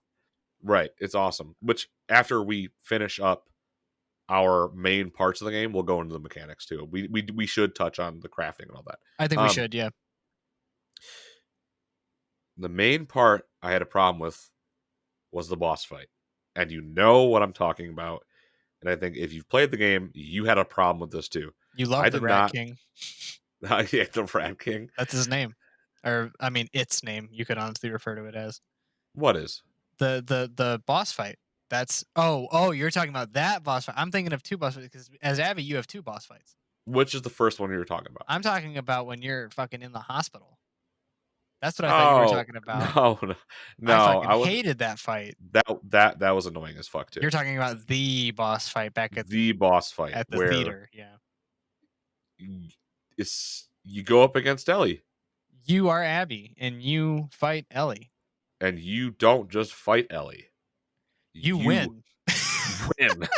So it's like, You win. and that's where I'll leave it there for us I right will now, and then I want you to talk about the part 3 right now. I Go can into how you felt. I'll go in through all this. Just like in part 2 of the game for us, where you play as Ellie and you get flashbacks, you also get flashbacks as Ellie or as Abby. So you learn more about her and who she is. And like you said, Owen is kind of dragged through this. Um, that's what you see in the flashbacks. Owen increasingly starts to feel like he doesn't want to be a part of the Wolves. He went from, and we should obviously mention this. All of the people that were there after Joel were former Fireflies. So they were all going for revenge because their lives were upended because of him. And in a flashback, we know that Abby's father was the neurosurgeon that was going to operate on Ellie. Yep. He was a good guy in a sense that he only wanted to save the world and he It was wanted the to do the betterment right of thing. everyone. Yeah, Yeah. yeah, he was trying to do the betterment and he says that. He says, "Think of all the lives we'll save to Joel." To Joel, that doesn't matter because he loses his daughter again and he's already lost one. So he's Yep. not going to take the chance. Which again, I'm sorry, nobody in this game seems to figure out that the person that they're going up against is going to kick their ass. Like Right. you literally are trying to operate on a girl and you have a scalpel and this dude just walked through 2 floors of a hospital killing all of the trained soldiers. What Yeah. do you think you're going to do against this guy? Like it's thinking that you have a chance, I guess, like, and he didn't have to die, but Joel was like, "You get in my way, I'll kill you." And he does. Well, how um does no one see Joel's perspective? I see a lot of people like, well, Joel this. How do you not see this man's perspective? you have to Like really think about why he did what he did. it's like, okay, right now that's happening, and this guy goes, Nick, I have to take Landon, and we're going to Right. kill Landon for. I'd be like, nah, and if you touch him, I'm going to rip your fucking head off. Yeah, like Like, exactly. you got to put yourself in like. Continue. Yes. No, and Sorry. you're right. You have to, and I think that's what a lot of people fail to do with video games in general is they're not. It's been a long time coming for games to turn into movies. Yeah. That's where I think games really take off and go to that next medium. Is that like there are movies that are considered art, and that's true. There are tons I will say this now. All of Quentin Tarantino's movies to me are considered art. I don't give a shit what you Oh, think. 100%. Like Reservoir Dogs is art. It's not a movie, it's art. And certain TV shows, Breaking Bad, Mad Men, that's art. Last of Us Part 2 and Last of Us Part 1, that's art. Like Death and Stranding. Death Stranding, sorry, yeah, Death Stranding, Red Dead Redemption 2. A lot Yeah. of those AAA games are they extend it and they expand that norm and they elevate games to a higher level of what they can be. Yeah. Um and part 2 is different than a lot of those pieces of art because it's bad in the sense of it's dark. It There's doesn't give you no what you want. it doesn't give you what you want. It doesn't make anything better. It doesn't Nobody is happy throughout this entire game. Everybody is always looking to slit the next person's throat. Yeah. And Abby, as we learn, is she's very opinionated and she's very secure in a lot of her positions. As we learn, as Ellie, you kind of learn that. I mean, with Ellie, it's basically like the Scars are trying to kill me and the Wolves are trying to kill me, so fuck them both. Yeah. Um, Yeah. for Abby, obviously that's not the case. You really only care about killing Scars, and as the beginning of the game with her, or not the beginning of the game, but with her, that's most of what you do in that first day. Is you go on patrol, you fight off Scars, you're rescued by your group, by some more wolves and stuff like that, and that's kind of how you kind of meet everybody that Ellie has killed up to this point. Yeah. You meet Owen and Mel, and you meet Manny, and you meet Nora, and I don't remember whatever her fucking name. The two guys that are at the school at the beginning of the game that are first killed. I don't remember their names. We'll refer to one as Bitch Scar, and the other one was something else. I don't remember his name, but Yeah. Yeah. uh, so like those you meet all the people that you have killed essentially, and you kind of learn that they're people too. Um, which I will say didn't make me feel any worse. I felt good about every kill I got It's on him. obviously that's the point of this part of the game. It's like, oh, everyone you've now just You're gonna learn about these destroyed. people. Yeah, Yeah, you like have to. you're Yeah. gonna learn about these people, and that is a really good, I think, mechanic of the game. I would argue that that's what it is. It is to make you, the player, feel bad, and Yeah. that's a lot of games don't do that well. Uh, this is definitely a moment where you have to think about it. In Abby's days, first day, she goes through and she has to do all this bullshit. I believe end of day one, she goes to find Owen. Yeah. She goes to find Owen at the aquarium because that's kind of where he's dipped out to. He's kind of just, he's chilling. The aquarium is his home, like his home away Yeah. from home. He's got a boat, like he's getting ready to go to Santa Barbara. Like this man is out. Like he is taking off. He's putting a He's sign done on the with it. door. He's putting a sign on the door and he's leaving. Like he is moving out. And I think that that's Abby's whole point is to get there and talk him out of it or talk to him before he leaves. At the end of day one, I believe, is when you get captured by the Scars. I believe so. Yes, because day 3 is spent when you're going back to find them. Find Lev and Yes. Yara. Yara Yeah. is, Lev's older sister, who are Yes. both scars. You meet Lev and Yara in the beginning of day 2. Abby's been captured. She's about to be gutted by the scars, which is typically what they do. They're basically a blood religious cult who follow the word of some woman who we never meet. Which it is explained that's not how they started out. No, they It, didn't. Yes. they started out as a peaceful. It almost felt like a sect of Buddhism. How it looked like a really Buddhist. Um, With the way their island is, yes, it looks very peaceful, like that's what their intention was. Yeah, and you're right. unfortunately, she was either killed or died. And then it was taken over by men, which is another common motif in the game where it's like, hey, by the way, it got ruined because of a man's hand, and it's like, Yeah. God damn it, we suck. We'd like to point out this dude really fucked it up. Like it's not a woman. Like, This uh, guy took it over. He really fucked up. yeah, and that's important to note too is that this whole war that broke out, like they had kind of an uneasy alliance. It was a truce between the leader of the wolves, Isaac, and the leader of the scars, which I believe was at the time still that woman, or Yes, she's kind of seen as like the figure, the figurehead. like God, like that's what they kind of look up to Yeah, her as.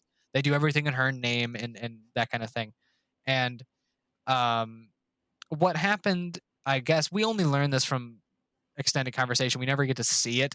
We kind of get to read little things around that kind of stuff. Um, Basically, there was some sort of group of kids that were fucking with wolves that were from the scars. The kids fucked up, and there was an accident they made, and some wolves died. That yeah, kind of ended the piece because the wolves found these scars and killed them. Mind you, these are kids, not like 10-year-old or lower. Like these guys are like teenagers. Like they don't know. acting stupid. Yeah, They're they were just acting. teenagers. They were acting stupid, and they got murdered because of it. And that's where it kind of fell apart. That's where we kind of learned that where some people don't like it, such as Mel, where she thought that didn't have to happen. Right, Manny and Abby are like, you know what? They got into it. It's their fault. Abby says that. And that's where I kind of realized that I don't like you. And this part of the game isn't going to make me like you. exactly. They really they it almost is a forced narrative, and that's what really turned me off this part. It felt like a forced narrative where I was like, you're not gonna get me to like this character, no matter how many cutscenes you show me of her and her father, no matter how much you show me her trying to be a good person. In the end of it all, Abby, and Mel says it right to her face, is a piece of shit. Good job, Mel. Sh- Like, she's a piece of shit, and no, no, no amount of writing could have made. I applaud them for trying, but no amount of They forced narrative or writing could have made me like this character because I fell in love with Lev. Ultimately, I fell in love with Lev. Yes. Well, I think that's a good point because by the end of the game, I did feel something for Abby. I felt more for Abby. It was difficult because I felt more for Abby and more for Ellie, but it was a different sort of feeling. But yeah, part 3 of Abby's journey is wild. I mean, she goes to find Owen. She gets captured by Scar. She saves Yara and Lev, who Yara was going to be killed because she was protecting Lev, and Lev is going to be killed because he's a guy, and Yeah, they don't like that. They're literally. I think they call Lev something. They call him by his original name. I don't remember what it yeah. was. They call him by his original name. I believe there's some sort of slur involved. Something Some, like that. They I think don't there's like it's not like a slur that a slur somebody in like our world would use. it's something different. It's something related to the like being an outsider of a scar or like kind of going back on the religion almost Yeah, is she, yeah, I'm trying to remember. It's called like it starts with a D. Um but I'm looking up Lev's original name. because Uh like the whole thing on that as well is Lev shaved his head yeah, Lev shaved his head, which was because Lev was going to be what you found it. no, you were like I was just agreeing with you on the fact that like shaving your head when you're a girl is like a no in this Well, organization. on top of that, Lev was basically picked out of a hat to be an elder's, for lack of better words, sex slave. I didn't even remember that. Yeah, no, that's a good point. I didn't even think about that. His quote unquote wife, which in that sort of arrangement, it's not a wife husband thing. It's Lev's Yeah, a it's child. like he's gonna be married off essentially. It's Yeah. molesting. You're raping a child at that point. That's what that was. So Lev was like, no, Yeah, that's not he's happening. like, "That's not happening to me." He was born as Lily, that was his name, Lily, yep, Lily. and he didn't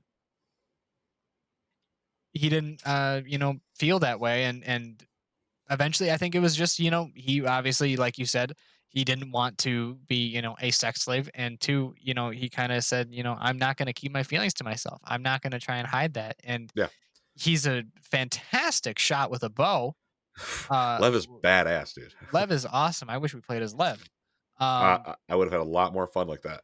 uh, and you kind of that's the kind of thing is Abby, regardless of the writing or not, they do get across the point that she feels guilt for killing Joel, which she fucking should. Fuck you, Which Abby. I get it, dude. I get it. But she's such a fucking cunt. Wow. She is. Like, I mean, that's the thing is I tried to keep an open mind throughout it, and Yeah, like and as open as I could, because every time I saw Abby's face, I was like, I just want to punch it. Like, I just want to right. punch you because I hate you for what you did at the start of this game. And I get it. I get that you lost your father, and I'm sorry for what happened. Right. 2 things on that. 1, he had it coming, and 2, get the fuck over it. You spent 5 years doing this. Yeah. Like she spent 5 years hunting for revenge, trying to find any clue she could for this, which I think is at that point you don't. It's a cycle of revenge. That's the whole point of the game, people, and that's what so many people like. And I don't. I never argued with anyone in the YouTube comment section over this. I never made sure to make it an argument. I never insulted anybody. I Right. never wanted to do that. But when we talked, when I would message people on YouTube comment sections about it, they just were like, "It was a shitty story," but it's not. No, it's It's not. really deep and it's layered and there's so much to it. There's a lot of themes here, and that is what Abby's side of it is she doesn't like scars. We learned that from she looks at scars like they're the scum of the earth. They Yep. deserve to die, every single one of them. She's a very well trained soldier in that regard. She knows that they're bad and she has to kill them. And That's my enemy. Yeah. she spends most of her days killing them, except for Lev and Yara, who are trying to escape and like you know, be better people essentially. Um, she really in this scene of finding Lev and Yara, Yara gets her arm broken because she fucked up some scar. They break her fucking arm. Not nice, I might add. Like it's not like it's snapped in a fight. It's more of like 2 guys hold her down while another beats the shit out of her bicep with a hammer. Like It's broken very dirtily. Dirty is what dirtily. It's broken very poorly as well. So it's not a clean break. That's what it's I wanted to say. Not it's dirtily. yeah, I'm a fucking idiot. it's not a clean break, and because of that, so everybody gets freed. Abby almost chokes to death, which I mean, I wouldn't mind if you just rolled the credits. Um, if you just did that, I wouldn't have had Alright. a problem with it. Last was part 2. Done. Okay, Yeah, cool. like there we go. End of the game. Finally, yes, I'm done. No, it's Lev cuts her down, even though there's definitely a lot of animosity there because they recognize her as a wolf and she recognizes them as scars. It's very difficult. Um, Yeah. they have to use each other to escape. Yara's like, I know a way out of here. You don't. If you don't want to follow me, that's fine, but you're not gonna live. They're getting chased by Right. infected. Um, they have to go. They're smaller, both Yara and Lev. I mean, Lev's obviously a kid. Yara's a smaller woman, so she's able to fit through a lot of different spaces. She's able to climb up higher. She doesn't weigh that much. Um, Abby is again a tank, so she can't get through normal spaces. Like, not like she's fat or too big. It's just that she's not. She's just built, man. She's a She's big built, and that's very yeah. difficult for one woman with a broken arm and a child to lift. They can't really Yeah. pull her out of where they're at. So Right. they leave to go get help and try to figure it out how to free her. So you kind of have to fight off infected. And that's where kind of Abby goes, oh, fuck them. They just left me. But they don't. They come back and save you. And in return, you save Lev and Yara.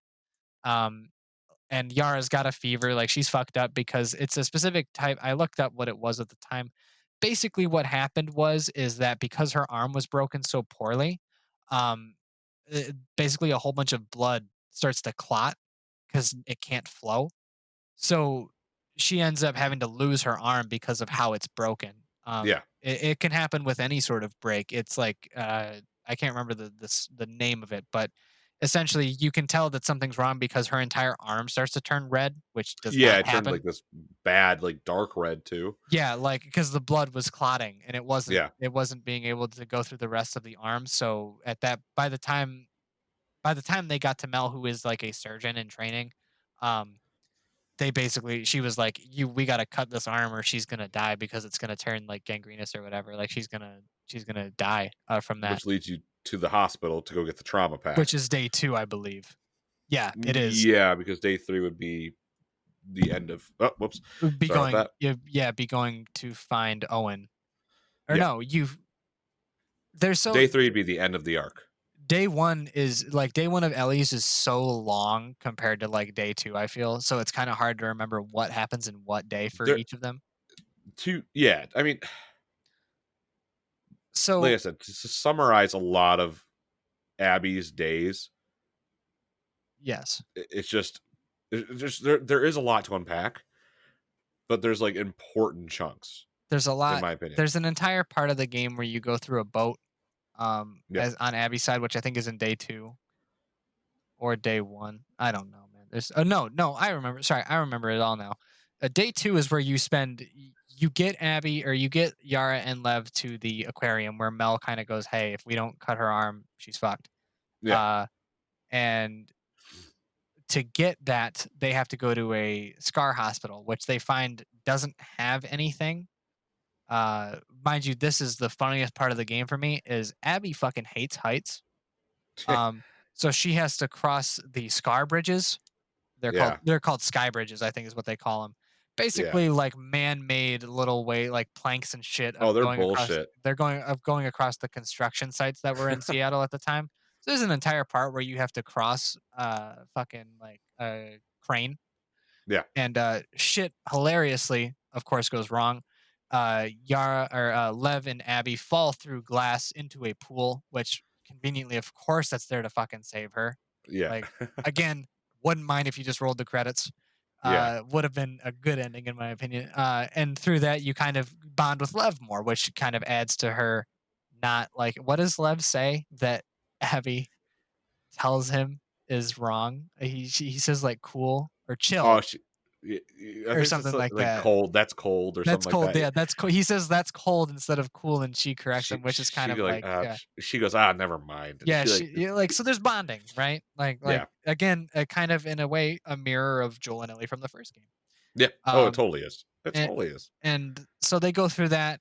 Uh, Abby gets to the hospital. Mind you, this is day 2, so this is like right before Ellie shows up. Um, Yeah, she goes to get the meds from the Wolf Hospital, which hilariously Nora's like, I mean, you could find it, but it's in the bottom where the emergency room is at, and the emergency room is where the entire outbreak of the game or of the entire outbreak of Seattle starts. yeah, So I think we should touch on the Rat King. yeah. Um, so you go down into the infected ER and you have to find, there's no power, so you're constantly worrying about clickers, which are everywhere. Um, Fuck that. Conveniently, Nora tells you like you could find these surgical kits in like ambulances or in actual surgery rooms. You don't Yeah, find any in any surgery rooms, and you don't find any in any ambulances except for the last one. Holy shit! Of course, the last one has the worst thing in the game in there. Um, I don't know. it's What were such an your thoughts? annoying boss. What were your thoughts on the Rat King? As he There he is was called. That's what it's called well, in the game. that boss fight was so obnoxious, and I literally texted him like I said, "Fuck this part. This part is pissing me." I walked away and I had to go like smoke a couple cigarettes and like have a beer, and I was like, "Dude, I can't."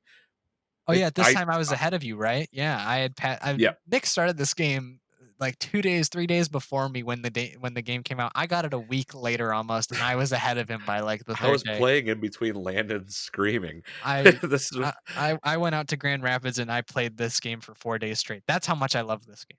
which was awesome because we were talking throughout both of our journeys through it. Long fucking game. Fuck the Rat King boss. It was like I said, it was obnoxious. Cool concept, very cool concept. I would never want to play that again. I'd rather If play like, it as Ellie, if anything. yeah, I would never play. I'd never want to play that portion of the game again, Really. ever. Even on a I would try to figure out any way to cheat past that. I get it. No, like that's definitely the harder thing is you kind of because of how they leave this on a cliffhanger, you're just constantly thinking like, I want to get back to Ellie. Like that's how I felt. I love Yeah. Ellie, so I didn't want to be away from seeing what happens next. And in that regard, I had to go through this Rat King boss, which is just literally like they're not zombies as it is known, like because you can choke these people out and they'll die, which is Yeah. like not what happens with a zombie. Um, so like the Rat King is basically this mungled like if you've ever like put two different like squares of cookie dough together and just mashed them, that's kind of what the Rat King is in terms of infected. It's just So a mash of stupid. infected. It's like Yeah. there are Cool multiple concept. yeah, no, it's gross. There are multiple heads on the thing, multiple bodies. I mean, once Yeah. you can kind of tell when you get to the halfway point because an actual body crawls out of the Rat King, so now you have to fight two. This Um, is so annoying, which dude. again, yeah, like cool concept, but I felt like it was kind of underwhelming because the Rat King is saved for Abby, which again, like Abby and Ellie are both our protagonists. I mean, the steel box art of the game that I have is shows Ellie on one side and Abby on the other. So Yeah. like they're really meant to show you like yes, while Abby is the antagonist of the first part of the game, Ellie is now the antagonist of the second part. Yeah. Um and yeah, like you get through that. Day 3 is like my favorite day for her because you get away, you go with Yara and Lev, and before you kind of escape because they're kind of all like everybody's cool, right? Like Mel and Owen don't really mind Yara and Lev, and Abby's kind of growing on them. And so they're like, well, we would mind being with you guys, but we have to say goodbye to our mother first. And their mother is, I guess, she's not like the head of the Scars, but she's a very influential figure. She's a very religious person as them, so she's gotten a lot of respect from the community. Yeah. So they're like, we have to go find her, which is where you and Manny meet Tommy. Um, again, that was a really fun part of the game for me because I liked the use of cover and the game mechanic of finally being able to go fucking prone. Like, I don't know what you did, but I when I was going through that street, I actually crawled under the ambulance Yep. in the water and was able to like kind of go from there. Um, you're dodging sniper fire from Tommy because you need to go and get a boat, and the only way to get to a boat in that area is through Tommy, which they don't know that that's who it is. They just know he's a Right. sniper. Manny has said that he killed his entire team, like his entire squad of people. Which fucking good job, Tommy. Good job. Um, you kind of fight. You meet up with Manny. You go through that little fight.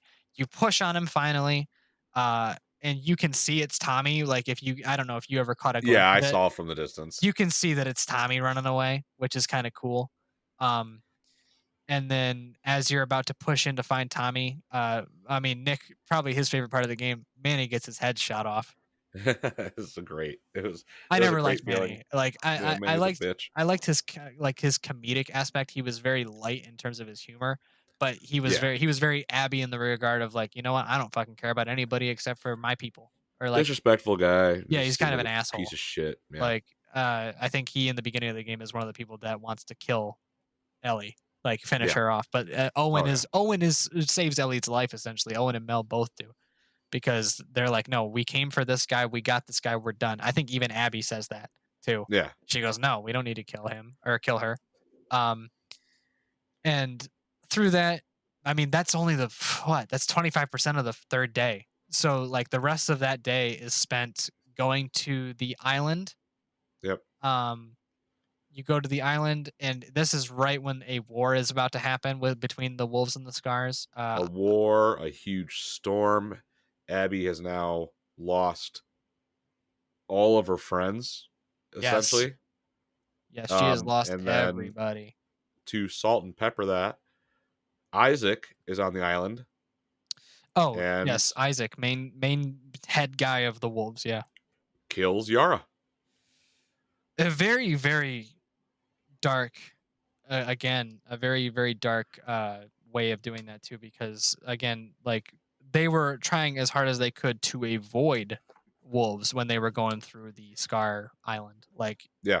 because Abby knew seeing being caught with scars was going to be bad, and she kind of is like when they start attacking, they basically are like, yeah, we need to get out of here, we need to avoid this, um, and I believe Abby's protecting Lev, when like they go Abby, like they recognize, like the wolves recognize it's Abby. Like Yeah. everybody knows who she is.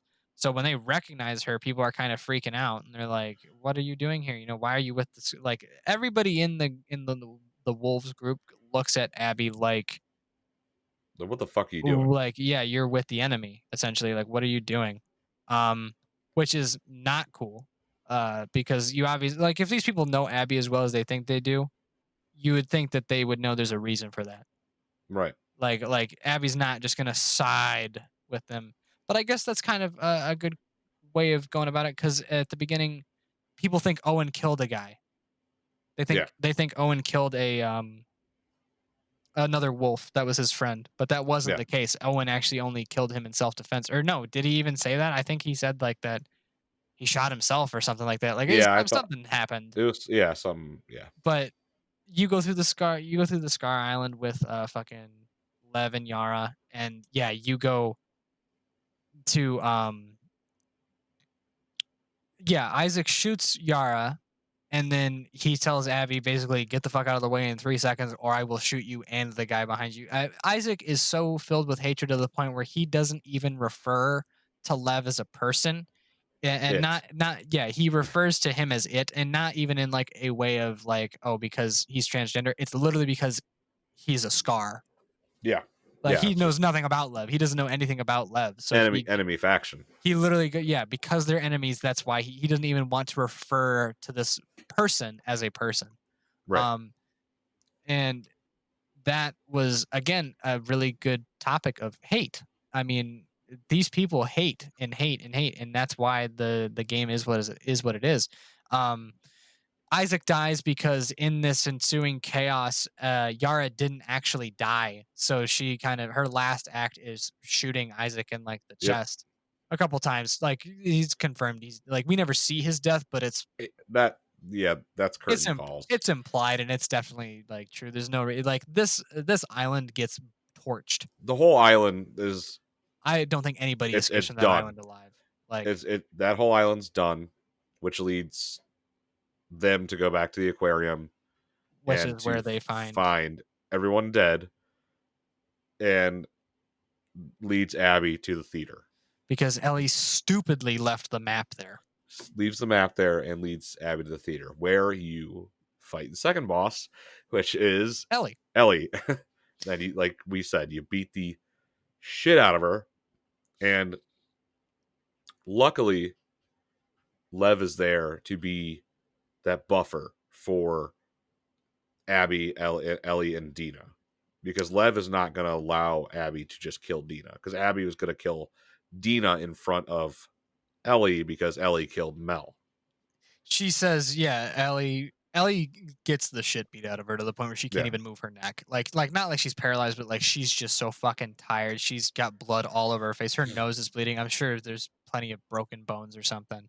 Again, because like there were I'm not gonna lie, man. So in that boss fight, Ellie's very smart in that like you try to run at her, doesn't work. She'll kill you.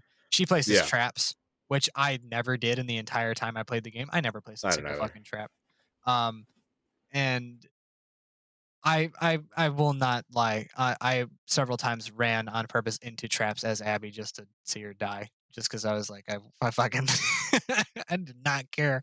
Like I'm I sure everybody did that. I hate Abby, dude, but like that was wild to me in the sense of that I had to fight Ellie. I called Nick. I think I Yeah. called you, and I know I talked to Elliot and Noah, and I basically put my controller down and I left it for like an hour. I was like, I don't want to play this now. No, That's yeah. very I've never felt that in a game where it's like I don't want to play this because I'm uncomfortable. I felt not wanting to play games because I'm angry. I felt not wanting to play games because I'm not in the mood. I have never felt to a point in any video game where I want to put the controller down because I am uncomfortable to continue with what happens next. With the subject matter, yeah. Yeah, and not even like with subject matter and also gameplay. Like Yeah. gameplay's not bad by any means, but you know, whenever I walked through that little staging area in the theater as Ellie and I saw the way it was laid out, I was like, there's something that's gonna happen here Yeah, yeah. later on. And it's It's used. here for a reason. Yeah, Yeah, it's all used. it's all used. And obviously fight goes bad, Ellie loses, which I mean, I guess if you were an Abby fan, I mean, fucking great for you. Like, yeah, Abby wins that fight. But it leads us to the next, part of the game, which is very the pivotal. ending of the game, Yeah, it does lead us to the end. which I Which think. Oh, here, what were you gonna say, bud? I was just gonna wrap up with that little fight with Ellie and Dina. Is Ellie obviously is losing, and as Dina's about to kill, um, I think it's actually no. I think Ellie was about to win, but she gets shot with an arrow by Lev. Yes, And then when Abby's about to get the upper hand on that, Dina flies out of nowhere and attacks Abby and is about to stab her. I think she does stab her in like the arm though. She doesn't get it like a yeah, vital part. And then holy shit, bro. Abby is brutal. She punches Dina several times in the oh face. yeah, Her head smacking up against the pavement. Like it hurt my head watching Dina get the shit kicked out of her. And right, she kind of pulls Dina up, has the knife to her neck, and Ellie goes stop. Like at the last second, like with her last, little bit of energy, goes stop. She's pregnant. And Abby cruelly, and I'm sure to the dismay of many people, which made us just hate her even more, she goes, good. good. Yeah, she One was all word. she does good. And then Lev stops her and goes, "No, because you're no better than her if you do that."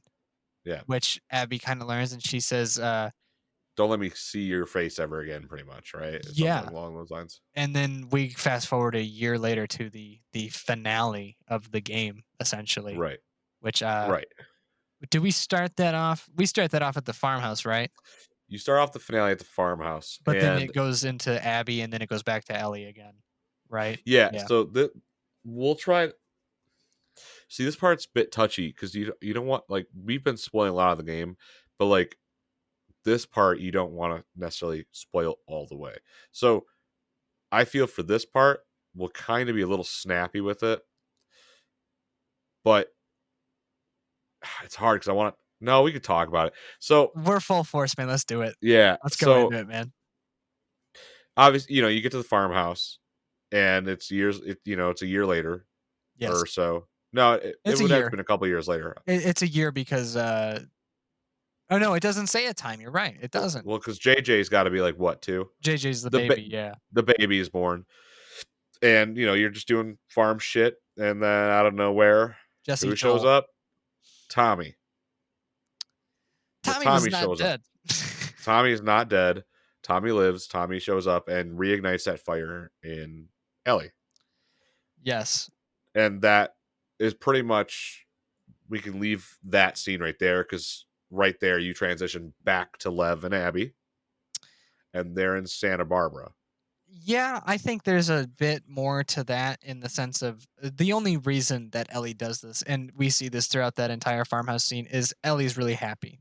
Like Yeah, happy in terms of her birthday, like happy. She's happy to spend time with JJ, Jesse Joel is his name. They named him after yeah, both.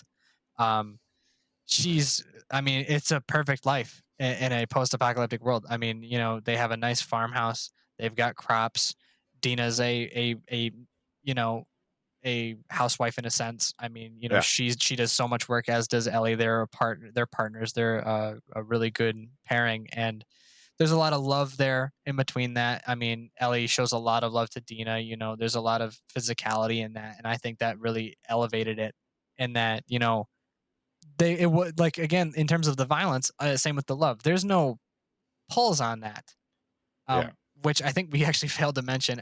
Abby and Owen have sex, which is the only sex scene in the game. Oh, I brought it up. I said it was gross. No, I mean that's all we can touch on it, but that is kind of like an important part of it as well, in the sense Yeah, of like how Abby kind of feels. But yeah, back to that farmhouse, Ellie has PTSD, not with a lot of the other things that have happened in her life, not with what happened in Seattle, but mainly with Joel dying. yeah. More than anything else, I think she can kind of live with all the violence she's caused and Oh that she's yeah, seen, but she can't live with that. Um, Arguably because it's the worst part in both games that we witness happen to one person. yeah, I mean, truly. I mean, the only time I can even think of a scene that kind of comes close to that brutality against a person in one scene is when Joel in the first game kills those two guys, where we learn about his map trick. You remember yeah. that? Yeah, like Oh yeah, that's where, like, I think that's the only other scene in one of the games that shows close to that kind of brutality. But um Ellie has a couple of episodes in terms of PTSD, and then yeah, like Nick said, Tommy shows up. Tommy has lost an eye and is limping. Like he got fucked up. The bullet, I believe, went up through his eye. It didn't go to his skull though. So he did live and he made it out of there, but he is obviously crippled for life. He can't really go after her. Doesn't have like a super great beat on her location, but basically says like with his contacts, he heard of a boy and a really buff girl basically that were in Santa Barbara or heading Built there. like an ox. Built like an ox. That was the Yeah. term that was used. And like obviously, I mean, in terms of people who are built in the game, Abby is the most built person in both games. She's really very physically strengthened, and I think that shows very well in her character. Um, and it's very difficult saying goodbye. I didn't like that. I didn't. I was yelling. I was like, Ellie, you are like I love you, but you're fucking stupid. Like, don't leave this. Yeah, that That was hard. unfortunately, Tommy reignited the fire Which and Dina rightfully bitches him out, which was awesome. bitches him out, and Dina has to bitch Ellie out. And Ellie still goes. She says, "I can't sleep. I can't eat. Like It has to I'm a take care of husk. it. Like I Yeah. can't do anything." And Dina basically grabbing and pulling at Ellie, like, "Come on, don't do it, don't do it." Like, and that's where Yeah. I think because of they're so young, they're really physical with their love, and I think Dina really shows that in that scene where she's like, no, no, we can forget about this. She says, "I put this shit away for you and JJ every day. Like, Right. is Right. it hard for me? Of course it is, but I put it away because I love both of you." Yeah. And Ellie says, "Well, I'm coming back." And she says, "What am I supposed to do?" Dina's like, "What am I supposed to do? Just assume that you're dead?" And she says, "I don't I plan on don't. dying." Yeah. I don't plan on dying, and that's where Ellie walks out door. Yeah. Cut to Abby and Lev. Would like to point out Dina says she won't deal with it again. That Yeah, is she an won't deal with important it. that is Yeah. an important piece of that. And Yeah.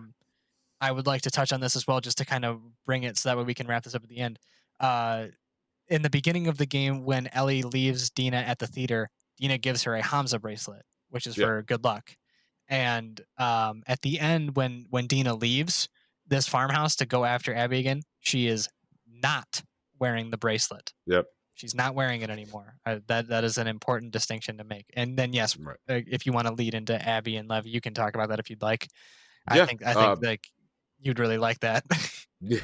Yeah. that scene specifically. So it leads you into Santa Barbara Yes. with Abby and Lev. Seems to be going great. Everything seems to be going fine. A couple clickers here and there. Yeah, Whatever. there's No a big couple of deal. houses to explore, right? Yeah, there's a little bit of an area. Um, you find a radio. You find where a firehouse stronghold was in a basement, Fireflies, essentially. right? Yeah. Yeah, Yeah, fireflies. no, I just wanted to help you out. Yeah, no, you're right. And it's like, cool. All right, sweet. You find this. You start chiming on the radio. Abby starts kind of getting upset visibly. And out of nowhere, you hear a voice. And it's like, oh, all right, something's kind of going right for these two.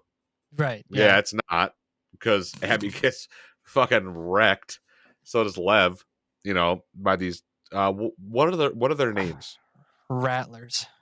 The Rattlers, which they're not a. They're not big. They're not. It's not a big deal. Those guys are those guys. They're It's just There's just another faction. They had to have a name, basically. They do have a little bit of a story to them, but like it's nothing Yeah. deep. But they get captured. It's a very short. A bit playing It's a as very short bit, because immediately after they're captured, you go right back into Ellie, and Ellie's in California. yeah, and I'd like to point this out just because of how much I love this. I love Lev, but good God, it was so fucking funny watching Lev get his head thrown into the garage door. Yeah, just shreked. He gets I don't even know, like I wouldn't even call it tackled, but he gets like shoulder plowed by this like 6'5" Giant. like giant Yeah. dude. Like Yeah. literally, like Lev's probably like 5'3", and he just Lev's a gets small dude. he's small and he gets fucking kicked, like yeeted into this garage door. Dude. It was bad, man. But And yeah, this is the lead up to the actual finale, though. yes. Which was not. It's pretty much like I'd say about 2 hours worth of gameplay. You think so? It felt like that. I think it's pretty. Yeah, I think it's an hour and a half, 2 hours. I think that's right. Yeah. Yeah, I mean it. Accounting for when the ending like as well when you go back. Yes. Yeah. I mean, you figure out as Ellie that these two people that, well, you're not really trying to go for Lev, but you are trying to go for Abby. You figure out Abby and Lev have been captured by the Rattlers. You figure out they're at the resort. That's that main mechanic, right? You beat the fuck out of this giant biker looking dude. Oh, And yes, this is an important part. Yeah. yeah, I mean, you get information out of them, and like they look at Ellie as like a joke too, Well, because because she like gets trapped. Yeah. she gets trapped by them, and then essentially bitten by that the clicker, right? Well, she gets trapped, and the trap is one of those, like, it wraps around your leg and pulls you up. Yeah, Uh, and it forces her into the tree and just there's a punctures specific through her. yeah, Yeah, there's a specific part of the tree that was hollowed out and or not hollowed out, but it was sharpened to spiked. be Yeah, it was a spiked. spike, and she gets, like, right in the side, man, like, right through the kidney. Like, Yeah, it fucks her up. that hurts. Like, I can only imagine what that felt like, and it's gross. Yeah, Blood drips from it, like, and she's hanging, so she's, like, barely holding on. She's obviously trying to stop the blood, and these two guys, who same guys who knocked the shit out of Abby and Lev, show up and find her.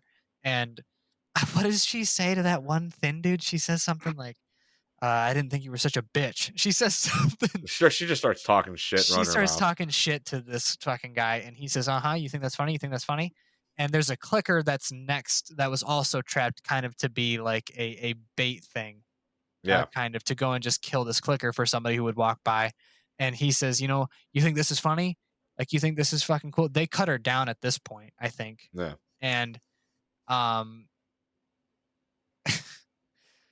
he grabs Ellie's arm and he's like, "I'll show you what's funny." And she looks at him and she forces herself into the clicker and gets bit Yeah. because she knows nothing's going to happen to me, Yeah, I'm but fine. you're going to be fucked up. Yeah. And that's what she does. And as that happens, she grabs uh the one guy shoots at her, the fat dude shoots at her. She takes cover behind the guy and the She takes clicker. his knees out. Yeah, she shoots his knees with a suppressed SMG. And then gets him for information. Yeah. Uh where he says, like, she doesn't reveal to these guys that she's immune. So this Right. guy is thinking, "You're gonna die anyway. Let me just tell you what's up, and so you live." And it's best part of the game. Ellie smirks because Yeah. she's really using her immunity to this advantage of, like, Yeah. nobody knows this about me, so it really forces her in, or not forces her, but it really plays well to her. Um, Right. Gets the information that they're at this resort area and says, like, "You found this girl built like an ox." Like, she says something along the lines of, like, a built girl and a young boy, and he Yeah. says they're at the Dome, which is like, the Rattlers basically they're a group of people, but they force infected to do slave work, They're essentially. slavers, dude. They're just slavers. They're slavers for people too, yeah, and Yeah. they also have clickers that are on, or, like, infected and clickers that are on leashes Yeah. around the area. So, like, basically, if you're trying to escape as a slave, you're gonna get fucking bitten, or you're gonna, get killed by a clicker or something. Yeah. And if they want, they'll just set you loose. A great gameplay mechanic is that you can set them loose on them, which is Yeah, which is sweet. that's a really cool touch. Um, Ellie patches herself up. She kind of gets through this little part of it. She starts getting closer to the resort. We're just talking about it's making me, like, crazy thinking about the ending here. But you Yeah, know, which we're literally about to, we're yeah, like right there. Ellie's patched up. She learns more and more. I mean, there's really not much here to cover other than that. Oh man, I don't even like talking about this. She frees the slaves. She frees these Yeah. people that are in a slave, and she's holding a gun at them as they walk out. And she's trying to find Abby. Yeah. Kind of gets into a little bit of a scuffle, not like a physical thing, but another guy picks up a gun, points it at her, like they're trying, like, "Well, why should we save her?" And they're like, "She just saved our fucking life. Like, Yeah, shit. so, leave her the fuck alone." And they're like, "Plus, she's hurt anyway." Like, they're trying to say to this guy, like, she's dead. You know. Um, she says, "Where's Abby?" And they say what? That Abby's on. I don't remember what the name for it is. Uh, She was basically they on they like call it on the a beach. Yeah. yeah, on the beach where like they were crucified without the Yes. nails. Yeah, they weren't nailed to anything, but they were hung up. They're basically really tall wooden poles that they had their legs tied and their hands tied above them like this. Yeah. And that's really wild because this is around the time where I started to feel differently about Ellie. I felt different about Ellie as the game went on, more so because I was like, I know you as a character are better than this. So like, stop and think about what you're doing. Right, Um, right, very important scene for me was when she's walking onto the beach. She's limping. Like it's not like a gameplay thing like where oh you got hurt now you're kind of like you just need to patch yourself up and you'll be fine. Like this is a permanent wound that it starts to like screw with her as you go through this little area. right. And what kind of turned it for me or like into thinking about Ellie differently was she's walking onto the beach and you hear her repeating over and over, Abby, Abby, Abby, Abby, Abby. Yep. That's all that's going through her head. She's not thinking of anything other than finding this woman. And I don't know, Nick, take it away. What happens when Ellie finds her? What does Abby look like? Abby looks like a husk. She's very, very. She's lost all that muscle. She's very small. She basically looks like tall Lev. She's She has very no yeah, hair. yeah. She's She's got a short haircut now. yeah. I mean, it's a very sad scene for sure because you start to like, okay, well, there's no reason to really try to take this person out now or fight this person, but you do. You know, Ellie insists, like, she's like, I can't get on with it. Abby I helps need, her. I need to finish it. So Abby just goes, like, it's basically like a fucking fine, dude. If this is what you want, let's just do it one last time. And that's funny because Abby helps her after Yeah, she cuts him down. Ellie cuts Abby and Lev down. Abby goes, "There's boats this way. Let's go." Which yeah. It's just there was yeah, a part of me still that was like, she could be fucking lying. Um, and once you get up onto that beach though, and you find that there are two boats there, you go, "Okay, she's being legit. You know, she's not really trying to fuck around here."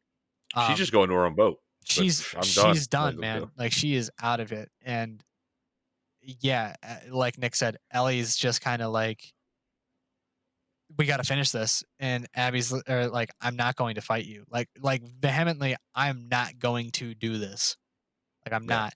So Ellie, in a very villainy turn, points the knife at Lev's throat, which this is not a thing. Like Lev before was like, oh, worried, he could influence the fight, like how he did with Abby and Ellie the first time. yeah, This man's knocked out. Like he is not in the position to do anything. He's barely yeah. alive as it is. He's probably dehydrated. He's probably starving. Like there's nothing that either of them can do. And yeah, Abby's basically like, all right, you want to have the fight? Let's fucking have the fight and get it over Yeah. with. Um, Ellie is winning.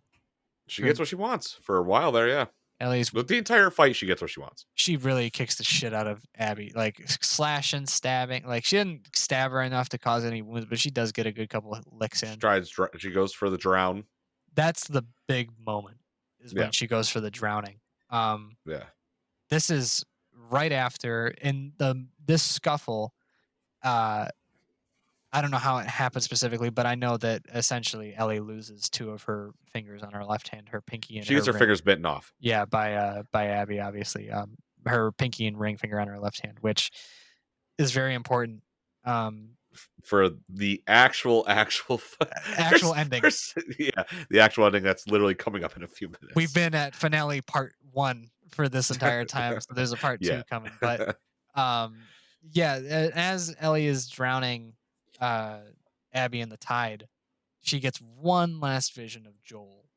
Yep. What was your thought on that vision? I'm curious. What did you think about that? I'll say my thoughts after, but I want to hear Yeah. what you thought. I loved the last vision felt like a forgiveness vision or like a letting go vision. Yeah, that little split second Like one. it was just like it's all gone now. Like you did what you set out to do, kid. Yeah, Call it a day. yeah, It's done. that's really what it is. The vision is Joel on the porch playing guitar, and he looks over and smiles. That's the Yeah. vision. That's literally all it's a 2-second thing. Which will be her last memory of Joel. That's what she thinks of Yeah. is that, and that literally her hands let go. She stops, like Yeah. dead stop. Like let's Abby up. Hardest thing for me to fathom, man, was Abby or Ellie again.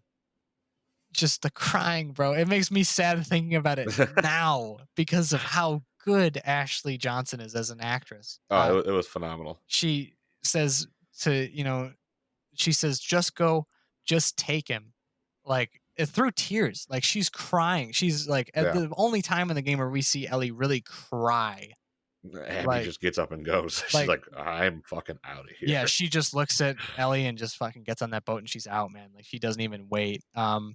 Which that's the last we ever see of them in the game. Yeah, that's Um, it. That's all you get of Lev and Abby, which you get a lot of them, but like that's that's the now end it's for up to them. you Yeah. to decide where they're at, which let's get through this And then finale. we can And go I into think our well theories.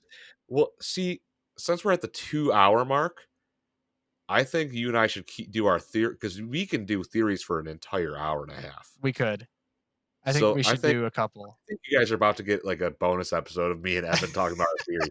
Let's let's save our theories for the bonus episode. Let's finish this episode off on a high note with Yes. the ending, And what our and takes on it were, yeah. we'll throw mechanics, the game mechanics itself, We can touch on that, yeah.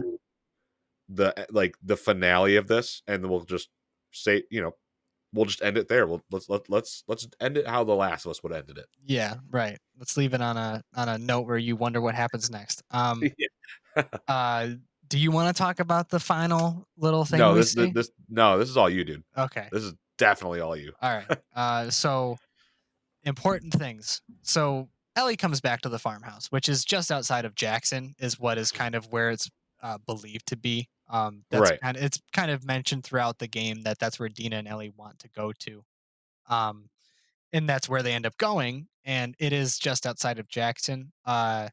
We see Ellie back. I mean, opening shot of that scene is going from the bottom up, seeing her fingers up to uh, like just the normal third person view.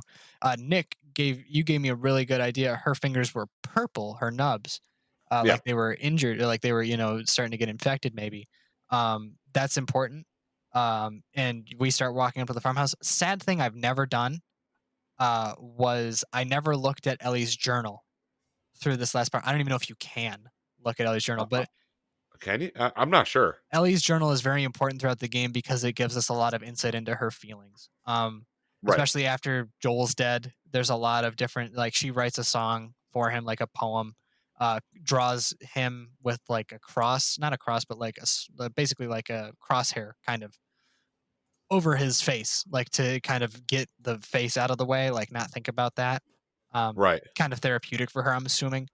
Um, and she's walking up to the farmhouse, and important distinction here, like I said before, she wasn't wearing Dina's bracelet when she left.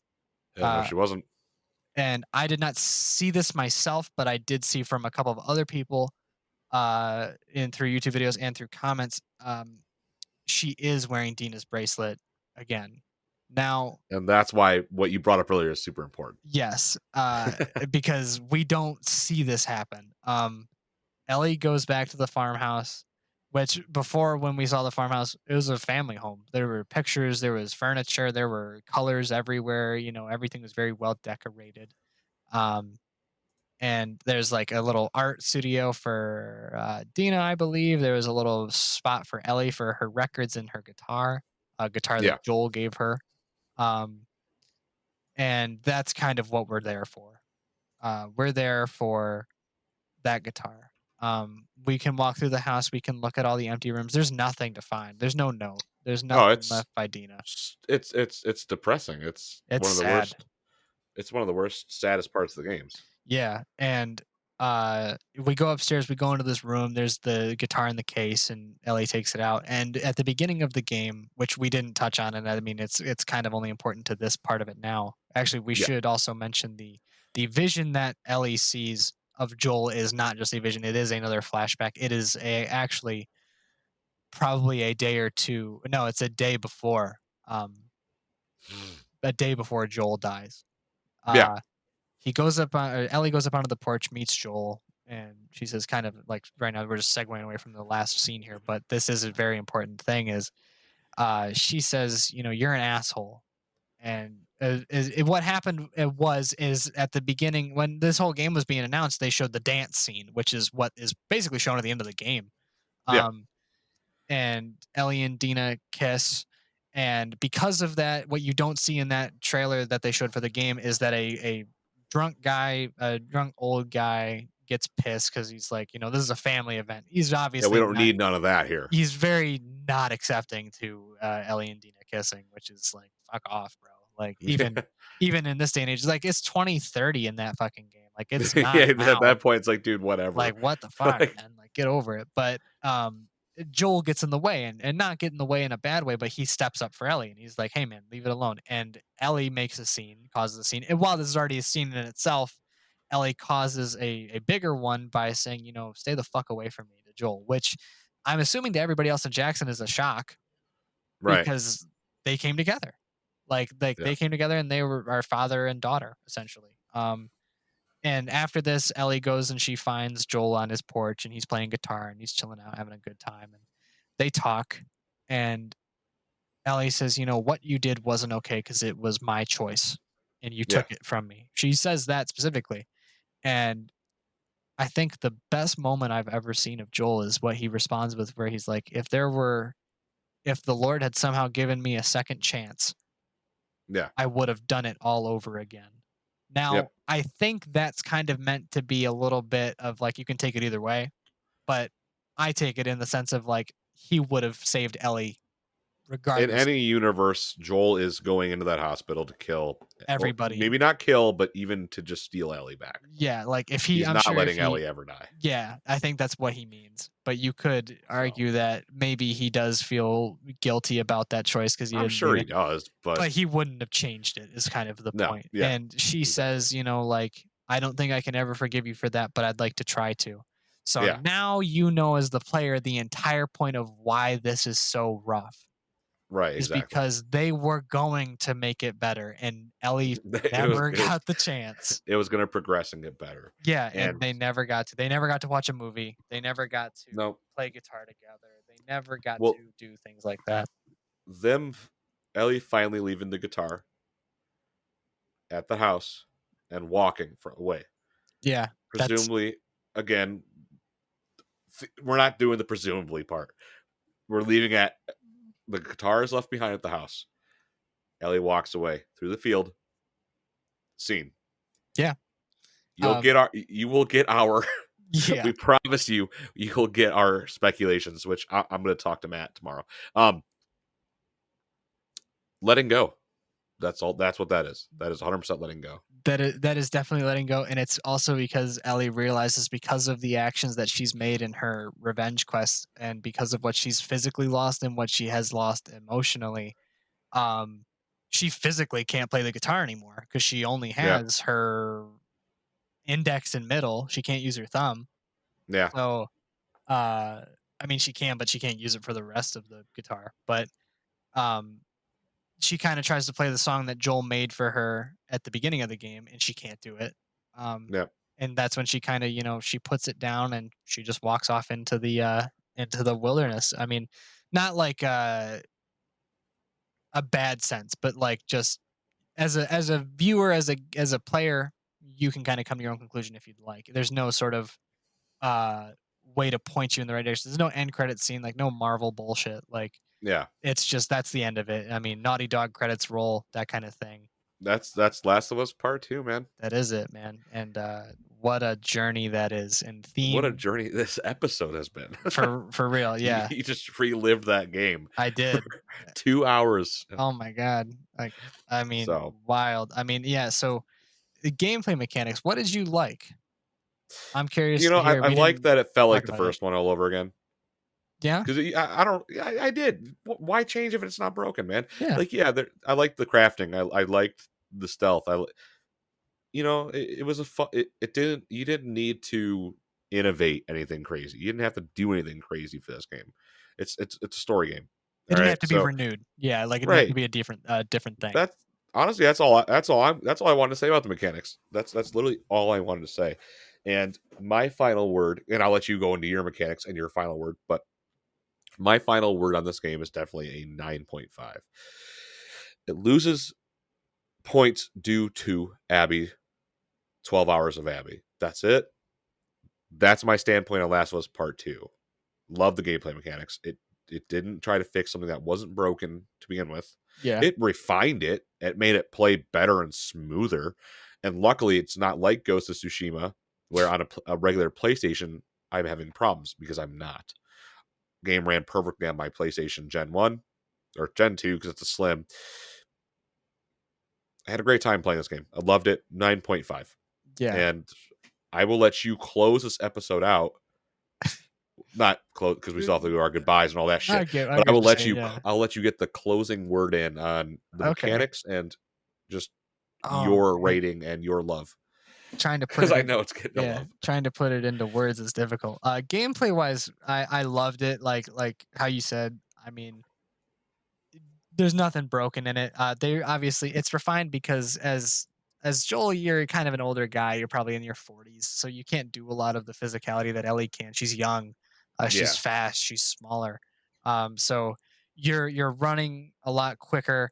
You can do certain things faster. You can crawl under things, which is like, I mean, I feel like saying that is like talking about like fish AI and COD Ghost or something, where it's like it means absolutely nothing, but when you are able to use it, it's very helpful. yeah, yeah. It adds a whole new layer to the game of like before it was, you got to crouch behind this, and if they start walking over there, you're kind of fucked. But if you really don't have the opportunity, which you hardly ever do if you play it on a harder difficulty, you don't have a lot of ammo.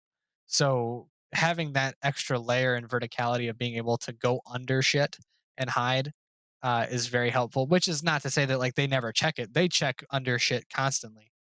No, yeah, the AI is very intelligent. They are, and in terms of gameplay, yeah, I loved it. I loved everything. I loved the combat in terms of both physical, like melee combat, and shooting wise.